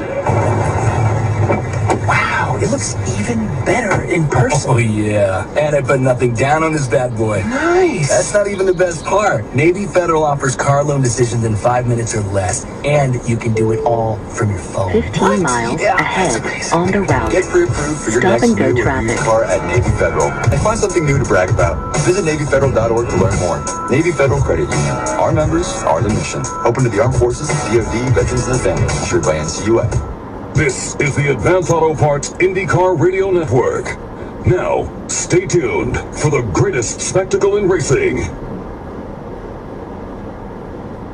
Because Hoosier race car driver Brian Clausen said yes to organ donation, he saved a U.S. veteran, a father, a farmer, a mother, a volunteer, and so many more. Today, there are 114,000 people on the National Transplant Waiting List, and each day, 20 will die because the life-saving organ they needed didn't come in time. Be a hero. Save a life. Register your donation decision today at driventosavelives.org. When the IMS Radio Network needs to hear every word in one of the loudest environments in sports. The IMS Radio Network depends on racing electronics. It's called the speeds and guys, this race car is unbelievable. When you're at the track and you want to hear what the pros hear, use what the pros use. Racing electronics, scanners, headsets, and more. Online at racingelectronics.com or stop by the Racing Electronics trailer when you get to the track.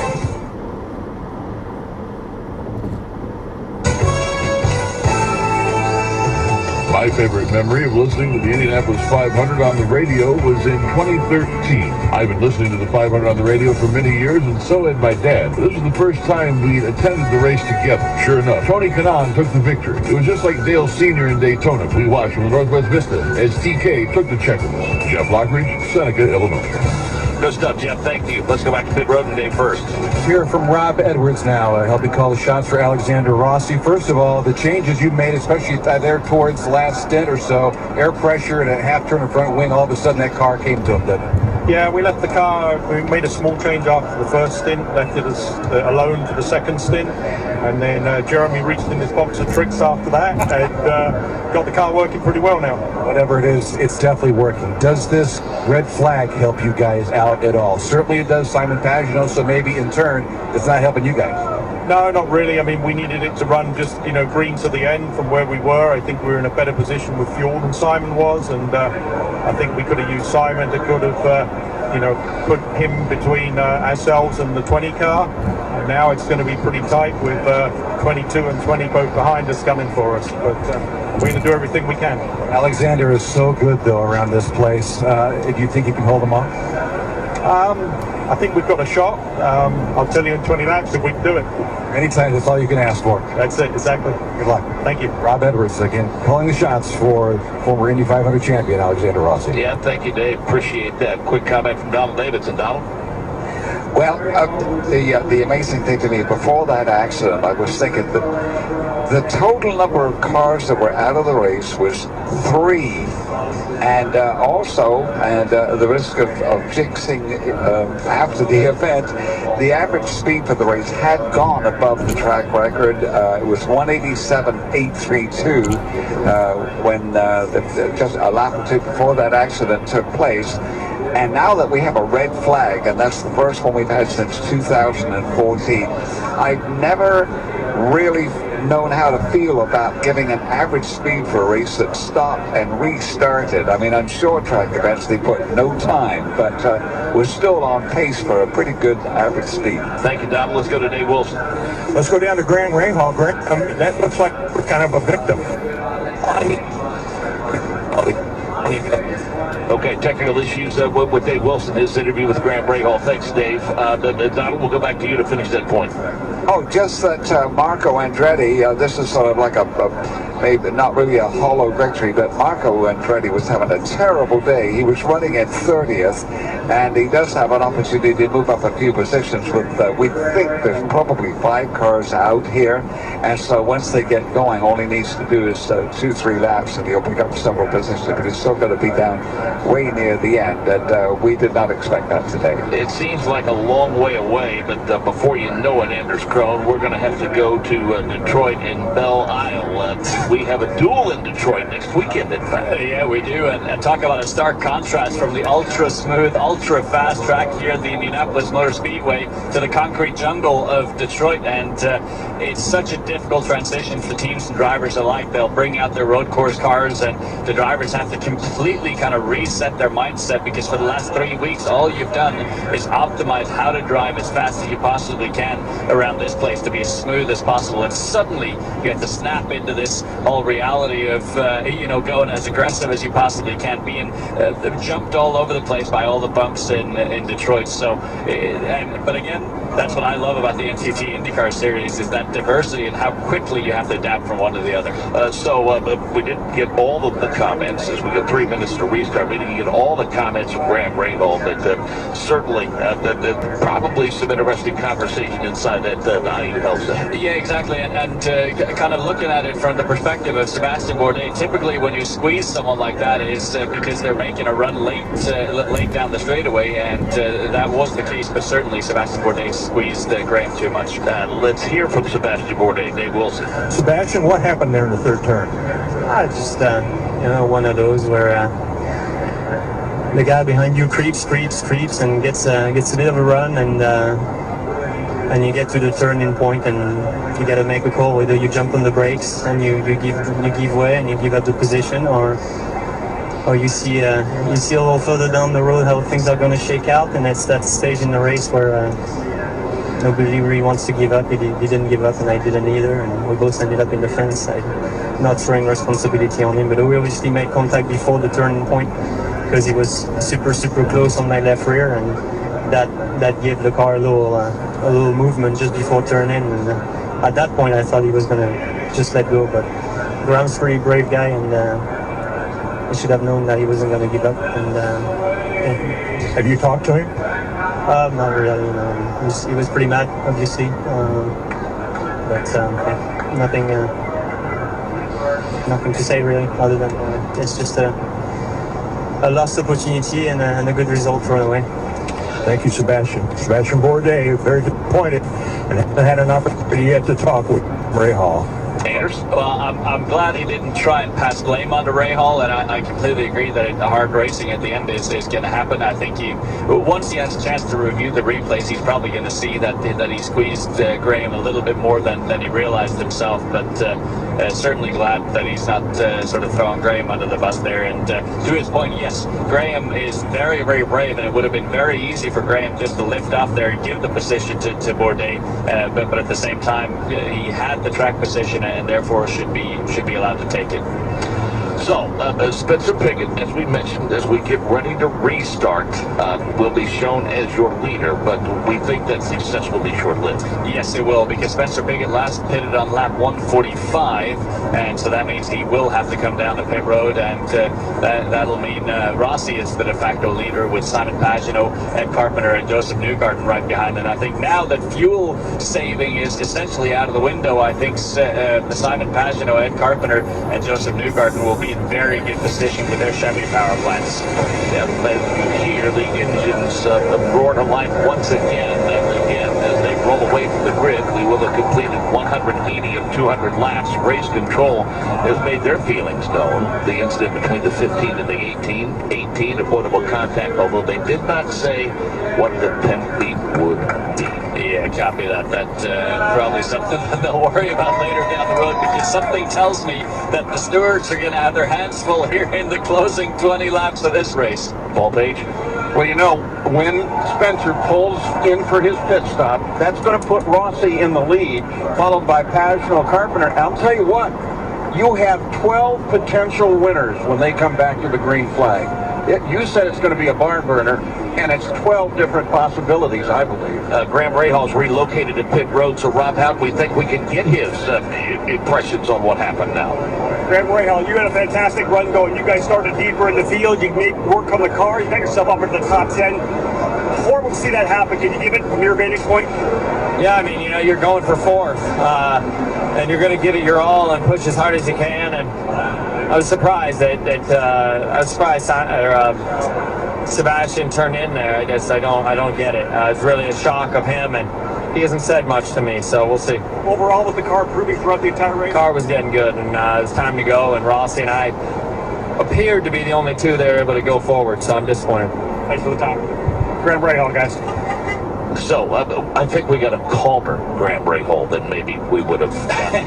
Yeah, I would completely agree with that. And yeah, he was fairly fiery as he climbed out of his car there. And yeah, I agree with him. It looked to be a really good race that was coming to him. And as he always does, get stronger and stronger throughout these races, this Graham Rahal. So great shame to see him and Sebastian Bourdais out of this race now. And those were two of the biggest bullets in the Honda gun.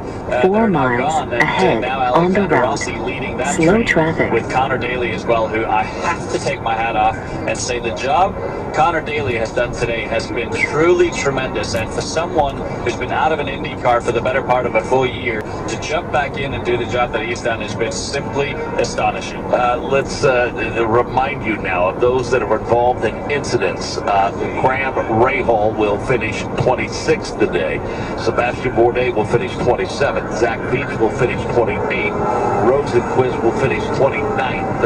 The Marco Andretti is sandwiched in there 30th, 5 laps down. Then Kaiser 31st, Hanley 32nd, and Herta 33rd. Run up. Believe it or not, we just talked to Mike Hull. We know how good they were and how strong they felt they'd be to the end. They've actually got a new front wing out here right now for Scott Dixon. I believe Dixon's going to come down pit lane. We're grabbing some bare bond further back here as well. There's got to be some kind of damage to the machine at Dixon. He's coming in for a new wing. Nick Yeoman. I just saw Scott Dixon roll through turn number 1, and it's the right front end plate on that front wing. Does appear to be damaged. Not bent or destroyed by any means, but definitely looks like he might have made contact with another car. How about that this late in the race? That is a huge blow to their chances. Was running 7th on the road, Scott Dixon was, and points-wise only 20 points out of the lead, so he is going to drop a lot more than that. And, well, for everyone else in the field, that's going to be a sigh of relief, because Scott Dixon only gets stronger and stronger throughout the course of the season. 16 starts and just 1 win here. It's amazing. crazy. Well, he'll take it. Don't get me wrong, he'll take it. I also think it's partly a testament to how close the competition is around here, but also the fact that Scott Dixon rarely ever puts his car at risk. And for sure, he could have probably had another win or two, but I just think he's that kind of driver that will never put his car at risk or kind of implicate his championship potential. And so therefore, he has that 1 win and doesn't look likely that he's going to get one today. This place is awash in sunshine. Any concern for these teams and drivers just because of the conditions in which we started? Well, I think it was the strategist, Santino Ferrucci, that said we basically have one hot weather setup and one cold weather setup. So for all the ones that have set it up for hot weather and sun, they'll be in great shape. But for the ones that have planned for colder conditions, oof, this could be a bad little run here to the end. Yeah, so based upon what we've seen today, we don't know when they were saving fuel and when they weren't. So who do you think has the better race car, Alexander Rossi or Simon? Well, see, I think Alexander Rossi has the best race car. I just think Simon Pagenaud has the fastest one because Chevy, again, does appear to be having that slight advantage because Rossi can basically place the car anywhere he wants on the track, so I really like that. But again, I think those Chevys just have a little bit more punch off the corners and down the straightaway. Scott Dixon's on pit road, Rob. Survey the damage for you here, guys, and indeed the eagle eye of Nick Yeoman in turn number 1 is that puzzle front wing, the right front part of that wing. They'll put the new front wing on, but they have a guy in the back here as well putting the bare bond on the diffuser, the rear diffuser under the car, damaged on the right side of the tunnel, ripped out now, so they're getting some bare bond on it. Now they've got the front end already back in, and again, a long stop here for Scott Dixon, but they want to make sure this is done right if he's going to be able to work forward. I want to thank our longtime pit producer, Brian Livingston, for playing traffic cop here today. He got a little spooked. He tapped me on the shoulder real quick and pointed because Marcus Ericsson and James Hinchcliffe, those guys kind of got side by side. The teammates did coming off the pit road. They did, but then the strategist on Marcus Ericsson's car told James Hinchcliffe or told the strategist of James Hinchcliffe's car to let James go because he is still in the running here. Someone in James Hinchcliffe was running 11th prior to coming into pit lane. He drops to 12 as things stand. So it still could be a very positive result here for James Hinchcliffe. This is unfolding nicely, isn't it? Oh boy. Oh boy. 17 laps to go at the line, and hopefully just one more lap to go before we go to green, and then it'll just be a dogfight to the end of this race. Just saw the wave around Dave first with Alexander Rossi now leading the field. And one of those guys now towards the back of the pack is the guy who was leading just 5 minutes ago. Spencer Pigot first needed emergency service to make it around a couple more times, just to fill it up with a couple of gallons of fuel. Then he Continue on I-80 West, and then I-235 West is on the left. 3 cars here at pit road. Donald. This hasn't been a great day for rookies, and I think the surprise is by far the best, the highest running right now. It's Santino Ferrucci, who's running 7th, and he's been flying under the radar. I think if you would have people, we got 6 rookies, name them. I think a lot of people wouldn't even remember that he's in race. Damage minimized for Spencer Pigot with those couple of pit stop standards. He's still going to cycle back into the pit position. Oh, yeah, exactly. So he can still do a good job here towards the end of the race, and we know that those Ed Carpenter racing cars are absolutely rocket ships, so he can still do a very positive result here. But to Donald's point, yes, Santino Ferrucci, what a job for him, and you betcha Marcus Ericsson back in 23rd right now is going to be wondering what could have been had he not made that one mistake, because he probably would have been right there with Santino Ferrucci as well. Now look, all of a sudden we've talked about Ferrucci, we've talked about Daly, now we can talk about former winner Takuma Sato. He's currently 5th. How about that? And he's just flown completely under the radar. Yes. Usually we talk about Takuma Sato as the guy that makes these crazy aggressive moves. Proceed about 4 miles on I-235 but he's just flown completely under the radar. Could he get his second 500 win here in a few laps? Simon Pagenaud has led 103 laps today. Newgarden 21. Rossi is about to lead his 19th. Dixon has led 13. Will Power has led 7. James Hinchcliffe is plus 21 on this day. Pippa Man plus 17 now. Ferrucci is plus 16. Donald? This is Sato's either 10th or 11th start here. Anyway, the trivia is that when he won, that's the only top 12 finish that he had. I think he had 2 13s, and everything's down in the late teens and the 20s. So we see the field work their way by Alexander Rossi, Simon Pagenaud, Ed Carpenter, Joseph Newgarden, Takuma Sato, the top 5. Daly is 6th, Ferrucci is 7th, Hunter Ray is 8th, Power is 9th, Spencer Pigot is 10th, James Hinchcliffe 11th, Scott Dixon is 12th. Pip Amanda's 13th, Tony Ganon 14th, 15th, James Davison 16th, Mateus Lay 17th, Ed Jones 18th, Sage Karam, he is a lap down. Also a lap down at 19th, Jack Harvey, 20th, Oriel Serbia, 21st, J.R. Hildebrand, 22nd, Elio Castro Evans. 2 laps down in 23rd, Marcus Ericsson, same for Jordan King, who's in 24th.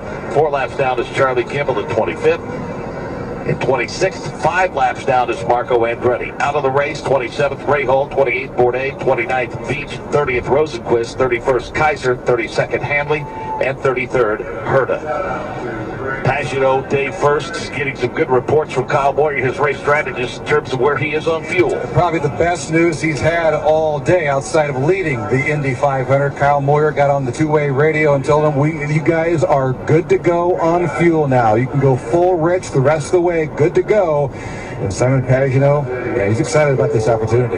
In 2 miles, exit 9 is on the right. Nobody really wanted to be up front, so they decided to roll the dice. This red flag and this crash has been the best news possible here for Simon Pagano. Otherwise, he would have been in big trouble, and it could have very well been Alexander Rossi in the catbird seat. But I think as things stand, Simon Pagano almost certainly, I feel, is going to take the lead here on the restart, and from there he could be very, very difficult to beat indeed. Quick update from Rob Howden. Yeah, to confirm as well for Alexander Rossi, talked to his strategist, and Rob Edwards said they're good to go on fuel, gave you the thumbs up. So both these guys are good to go on fuel. Hold on, folks. This is about to get really good. We'll talk about the impact those can have on these cars for them running for so long and then stopping, shutting them down, and then turn around and restarting them. Some teams, drivers, they express concern over that in practice and qualifying. Well, I think the biggest thing is that everything heat soaks, and from a driver perspective, it's the worst thing to sit in an oiling hot car, sitting still with no wind circulation whatsoever. So I think it's more from a mental perspective and from a hydration perspective as a driver. It's just a very, very difficult thing to handle. But it's going to be 14 laps to go at the line, so they'll have a chance to cool these things down just a little bit here in the one last dash for the cash to the line. Let's go back to Rob Howden. I just got down to Alexander Rossi's pit to give you that first update, but listening on the radio, guys, this is what he said. They asked him, how are you? Are you good to go? He said, I'm angry and I'm hungry. So look out, here comes Alexander Rossi. That's quite a combination. Angry man, that describes you about 5 o'clock every evening. That means, that equals Alexander Rossi dangerous, because this guy does not need any additional motivation, and still, seeing red mist from that slight mishap they had in that one pit stop earlier. But Alexander Rossi, he's going to be a dangerous man here on the restart. Donald? Of the drivers that have previously been in the race, I think there's 27 and maybe 24 have had 3 starts or more. There are 2 drivers with 3 starts in or half more of a who have mile an average straight finishing position in the Maple single Street. digits. One was Elio Castroneves. I think that's going to drop today. Alexander Rossi in his 3 starts has been 1st, 7th, and 4th. His average finishing position is 4th. And it looks Straight like ahead, that's going and to then probably left even turn. improve a little bit here. The 21 and the 7 told to go to the back of the field for taking service in a closed pit. And we also see some of the cars that are laps down, working their way through pit road now, moving into the rear of the field, Andrews, to let the leaders have at it. Yep, that's exactly what's going to happen, and that's good news for us here with 14 laps to go across the line. And then hoping right that we can get back to green here this next lap, because I think the track has been cleaned and we are ready to go racing. Are you ready for this? I cannot wait. Yeah, and I think the fans are ready too. And what a great day. Mother Nature has cooperated most assuredly to help get this 103rd Indianapolis 500 in. Jake Query, give us a roll call to turn 3. The roll call as they move towards turn number 3 is Alexander Rossi, who is trying to put heat in those Firestone Firehawks. The pace car is now entering turn number 3. The crowd come to its feet to salute these cars that are ready for the final 35 miles of the 500 in which they are racing today. Alexander Rossi with Simon Pagano just behind him. Then it's Ed Carpenter, Joseph Newgarden, Takuma Sato, Connor Daly, Santino Ferrucci, and Ryan Hunter-Reay. It's about to be a shootout, Kristen Airy. Alexander Rossi on his giddy-up. Pace car is already left, going down pit lane. Here comes Alexander Rossi out of 4, leading Simon Pagano by a couple car lengths. Simon Pagano there by about a half a car length now. They go low. Pagano goes high. Side by side into turn number 1. They were side by side across the yard of bricks, and Pagano will take over the lead. Pagano to P1. Rossi second. Newgarden third. Here comes Sato. He's looking for third. Sato makes a move to the inside of Joseph Newgarden. That's the battle for third. He'll think right turn onto East Walnut Street. But Simon Pagino leads Rossi into 3. And all of a sudden, another battle for third. It's Newgarden who has the lead. Then it's Pagino. Then it's Rossi and Newgarden. But Sato is all of a sudden going to the outside. Puts Sato to 4th. Simon Pagino set to lead his 104th lap. 3 car lengths over Alexander Rossi. Rossi comes storming back off of turn number 4. There goes the tail. Rossi to the high side. Rossi pops to the outside and he'll retake the lead. It's Rossi, Pagino, Newgarden. Car on the charge though is Sato in 4th. Alexander Rossi steps out to about an 8-car length advantage. Now Joseph Newgarden closes in on the rear wing of his teammate Simon Pagino. Alexander Rossi 8-car lengths over Pagino. Rossi's got a freight train behind him, but he's got that advantage over Pagino. Now Newgarden is right there. Then it's Takuma Sato. Alexander Rossi is the leader in the turn number 4. In the short chute on the north end, Alexander Rossi about a 3 to 4 car length advantage. He has the lead over Simon Pagino. Newgarden in 3rd. Sato's looking awfully racy at the end. He has the 4th spot now. Simon Pagino, though, side by side with Rossi into 1. Once again, it is Simon Pagino jumping to the outside, and he'll retake the lead as they exit turn 1. Simon Pagino, 4 car lengths over Alexander Rossi.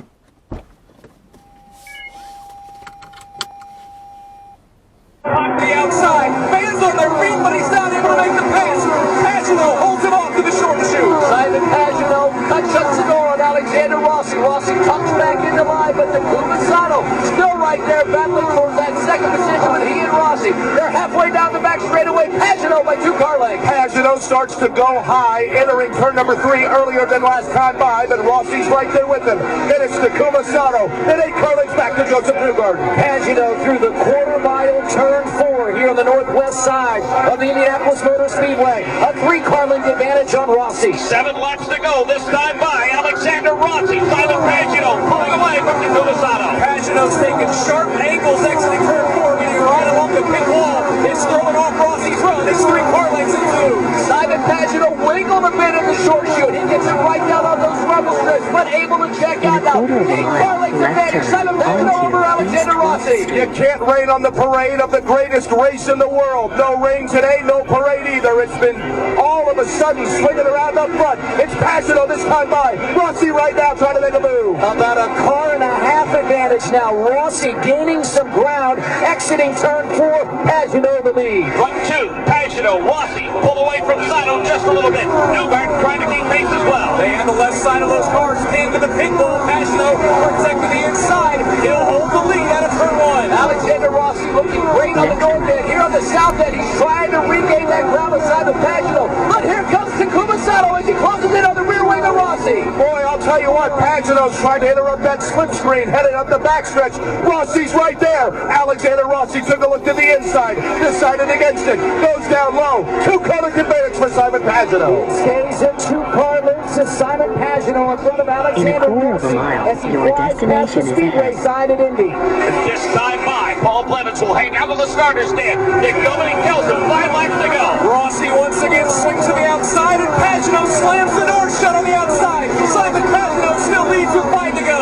Alexander Rossi now stalking Simon Pagino, the midway point, and now exiting turn number 2. Pagino goes all the way down to the white line again. Rossi's right behind him. 102 versions of this fire, and every time you think you see something new, the drama of the Indianapolis 500. Simon Pagino, Alexander Rossi, and then about 4 car lengths back to Takuma Sato. It's still about a 2 car length advantage for Pagino over Rossi as they stream out of turn 4. Yep, still no change. The front 2 inching away ever so slightly from Takuma Sato. To go into turn number 1. The route guidance is now The finished. Indianapolis 500. Alexander Rossi throwing everything he has at the freshman. Simon Pagino not cracking it 2. And the 5 will go down to the bitter end. Pagino, Rossi, then Takuma Sato, Joseph Newgarden, the machine of willpower round out your top 5. 4 to go. A year ago, Will Power swept the month of May, winning the IndyCar Grand Prix and the Indianapolis 500.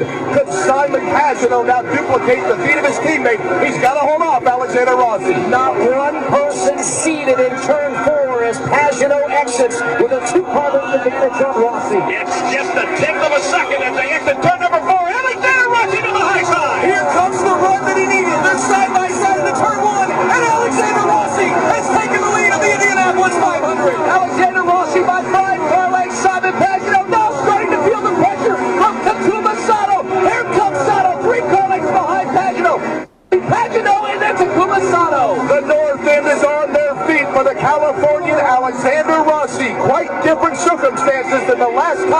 He was leading this late in the race. He is on his giddy-up. Rossi in the 4. But Pagano won't let him get away. He's narrowed the gap down to 2 car lengths. Rossi has the lead in Indy. All of a sudden, Simon Pagano with a strong run up and turn number 1 to that finish line. Pagano is pedaling. He'll jump to the outside. Not close enough. Rossi will hold him off in turn 1. Alexander Rossi will remain on that lead lap here at the 2 car length advantage over Simon Pagano. Sato still right there behind Simon Pagano. Rossi takes him down to the white line. They'll sneak their way down the back straightaway. Absolutely cat and mouse right now. Pagano going to pop to the outside.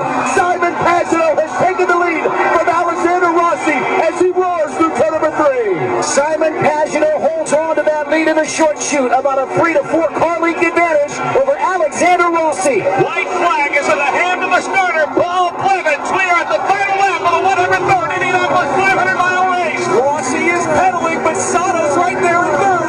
It's Simon Pagano, the leader, exiting turn 1 of the final lap. Simon Pagano trying to sweep them up to May and trying to go to eternal glory, winning his first ever Indianapolis 500. But Rossi is right there. He looks to the inside. Pagano is slipping all over, trying to irritate that air. Now Alexander Rossi to the outside. Pagano shuts the door in turn number 3. Simon Pagano, 2 car lengths in front of Alexander Rossi. Through the short shoot, Simon Pagano the lead, trying to win from the pole. Take him home, Mark James. Pagano got a strong run from turn number 4. He's going to pull away from Alexander Rossi. Simon Pagano sweeps the run. 10 seconds out. He'll go to victory lane. Simon Pagano wins the 103rd running of the Indianapolis 500-mile race. Second place goes to Alexander Rossi. Takuma Sato is third. Joseph Newgarden is fourth. Will Power is fifth. We pause 10 seconds for station identification. This is the Indianapolis Motor Speedway Radio Network. Now in Des Moines, Iowa, on the grounds of the state capitol.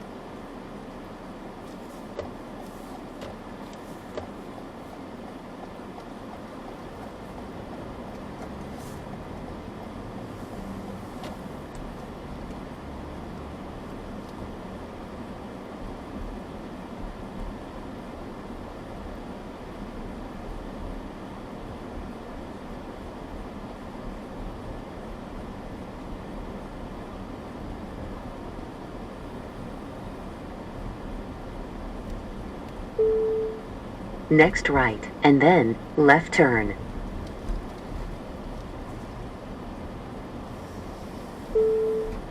In 0.2 of a mile, left turn onto East Grand Avenue.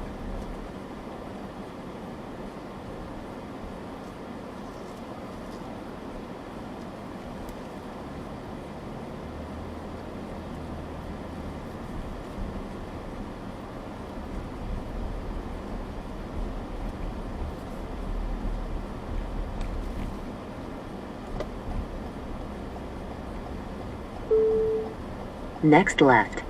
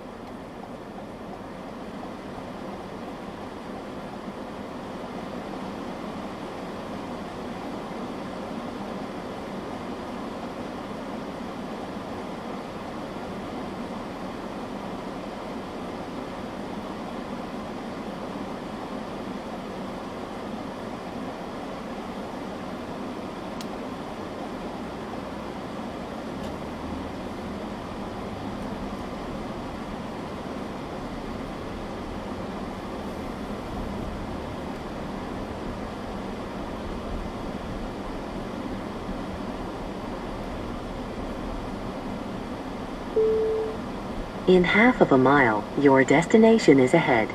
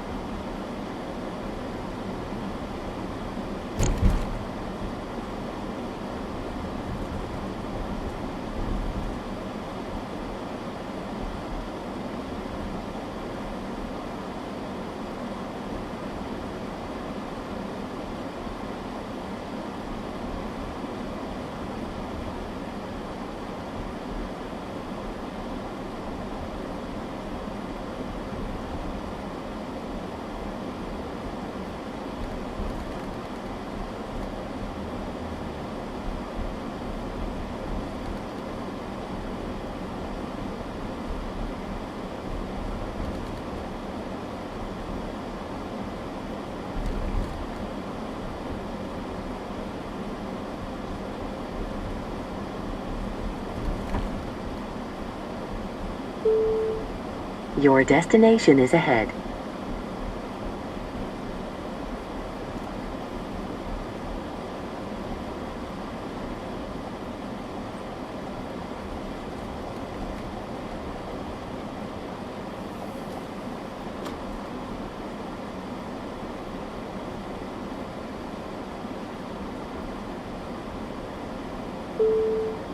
Next right, and then right turn.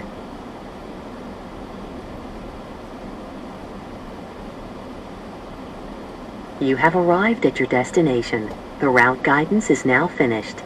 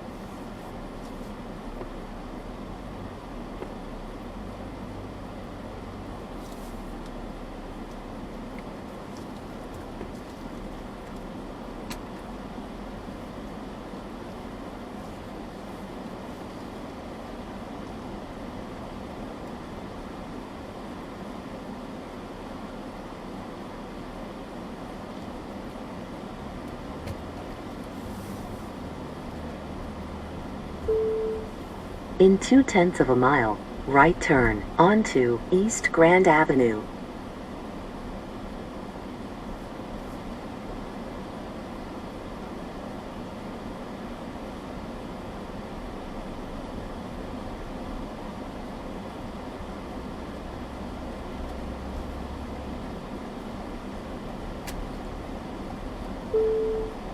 Next right.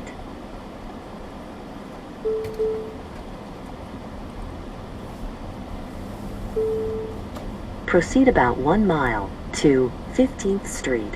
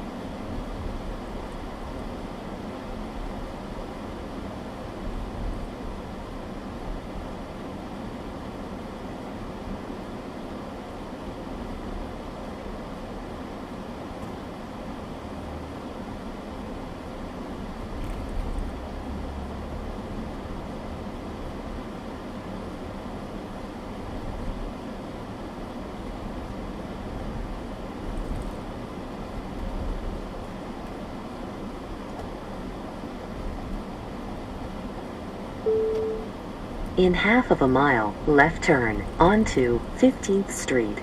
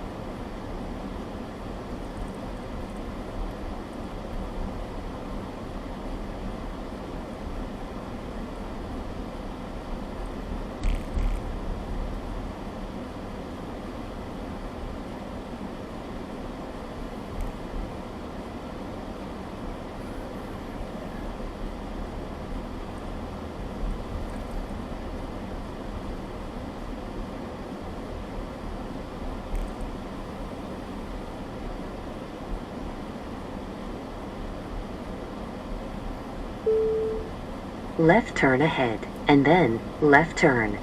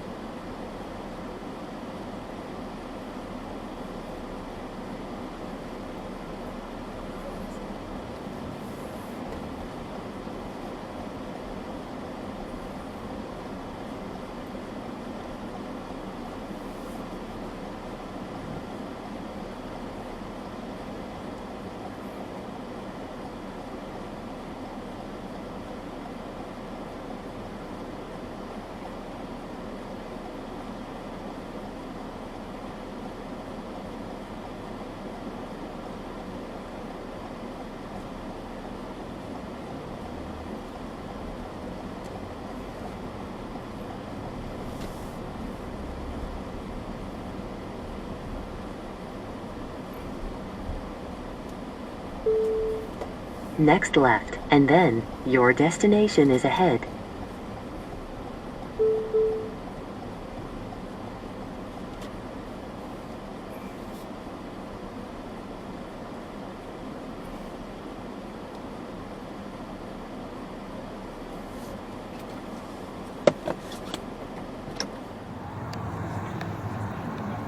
At the Papa John's Sculpture Park, just west of downtown Des Moines.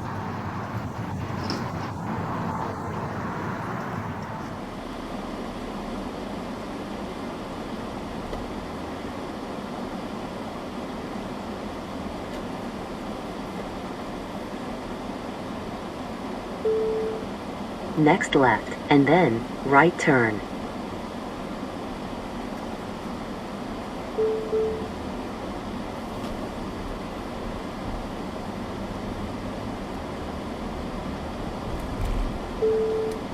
Right turn ahead, and then left turn.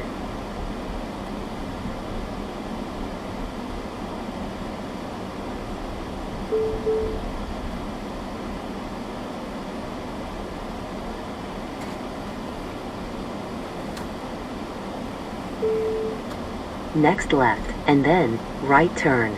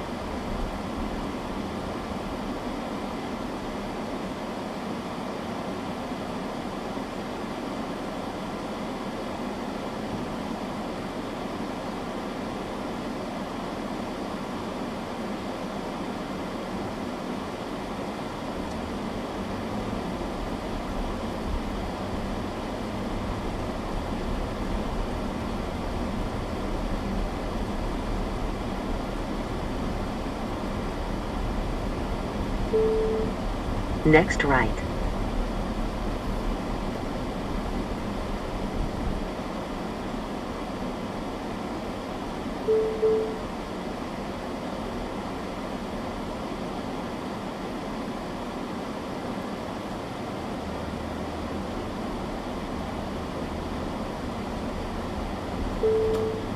Proceed about 7/10 of a mile to I-235 West.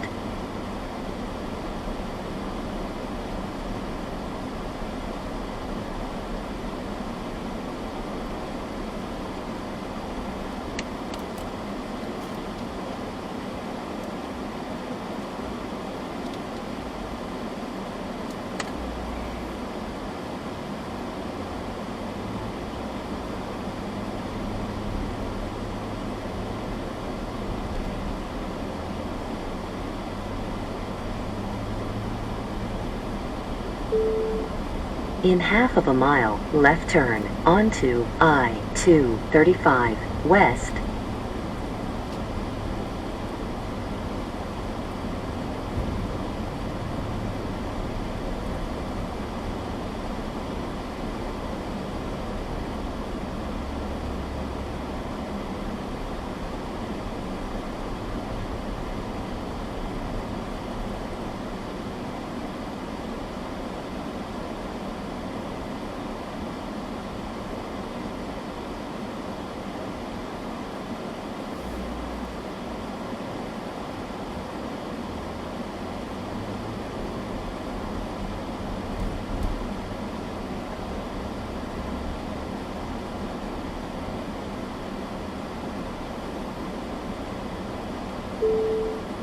Next left, onto I-235 West.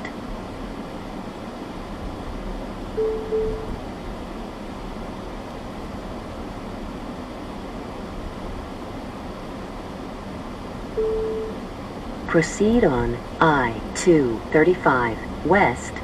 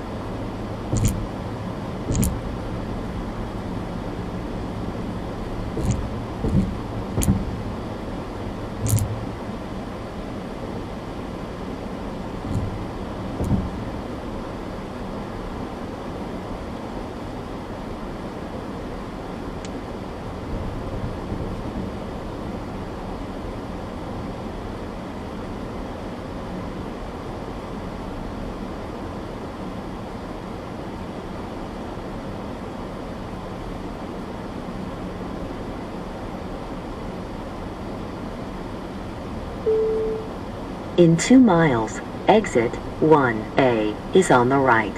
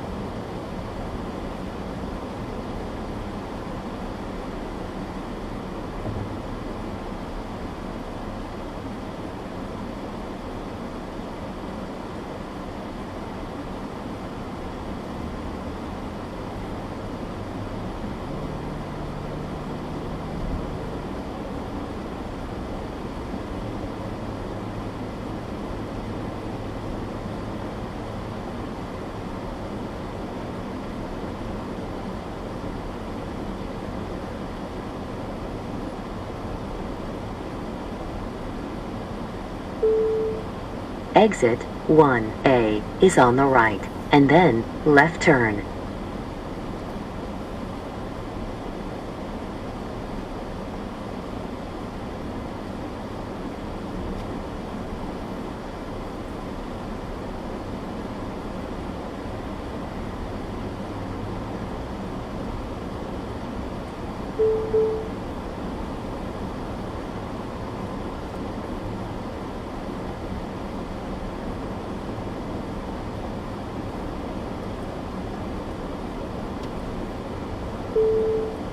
Next left.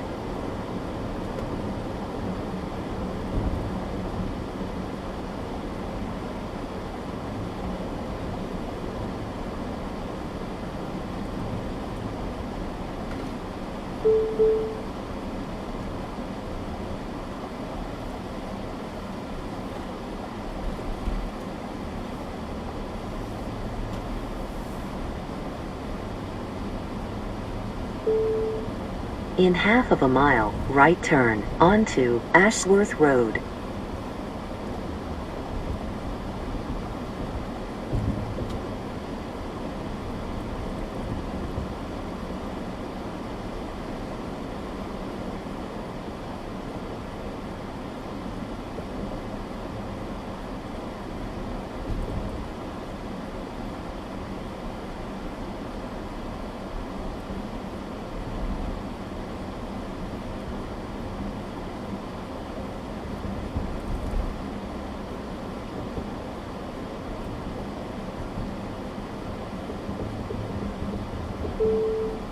Next right.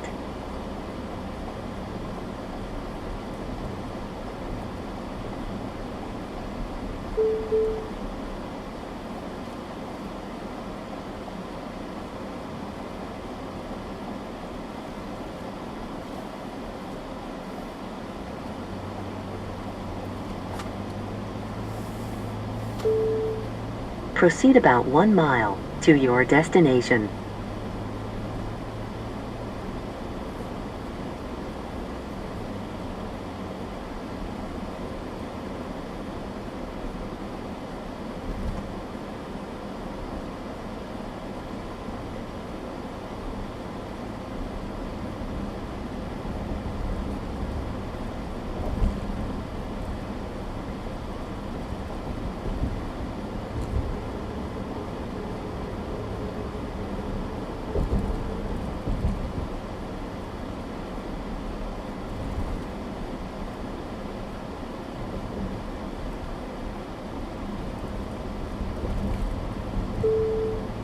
In half of a mile, your destination is ahead.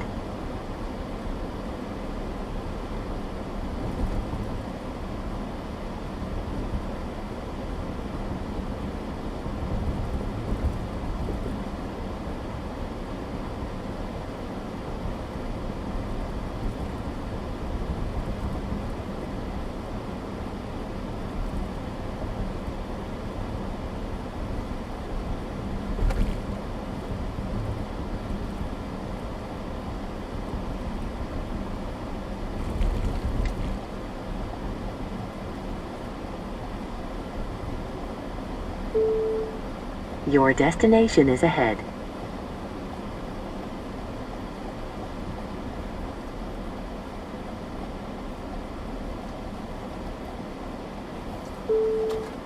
You have arrived at your destination. The route guidance is now finished.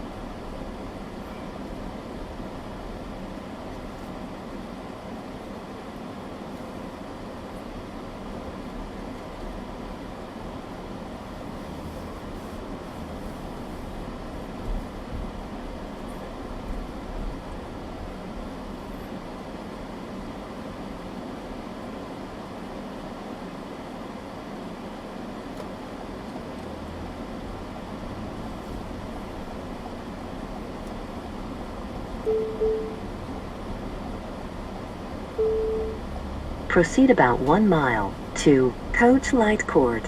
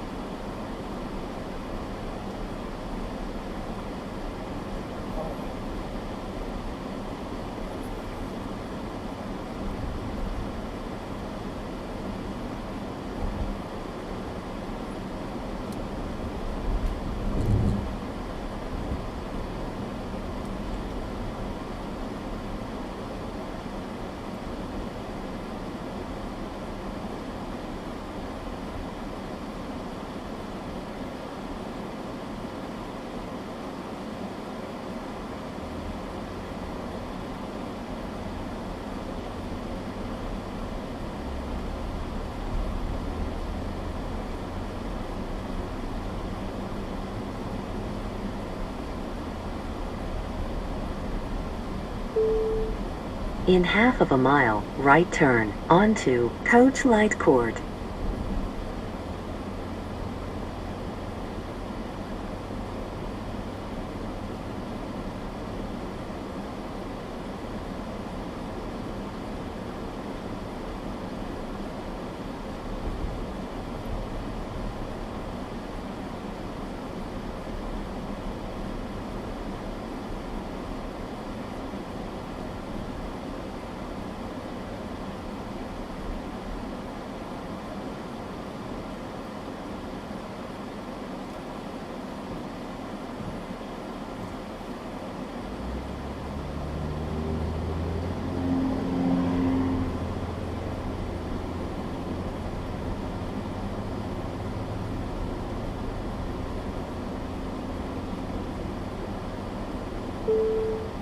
Next right.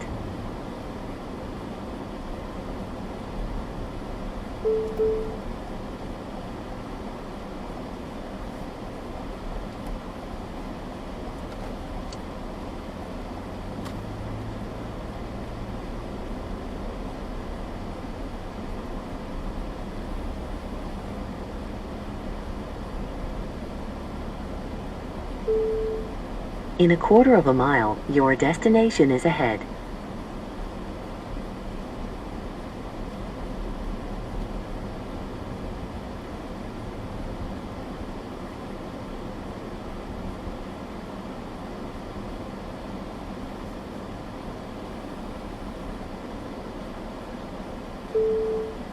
Your destination is ahead.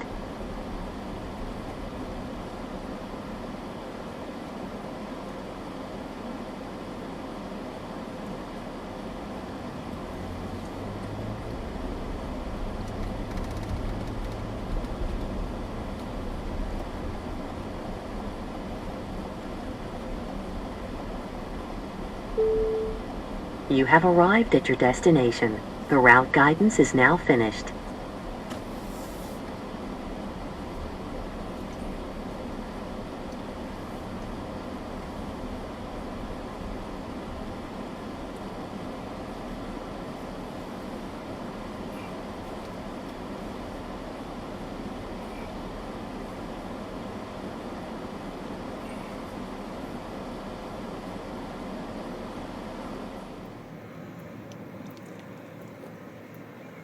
The Hyatt Place here in West Des Moines, Iowa.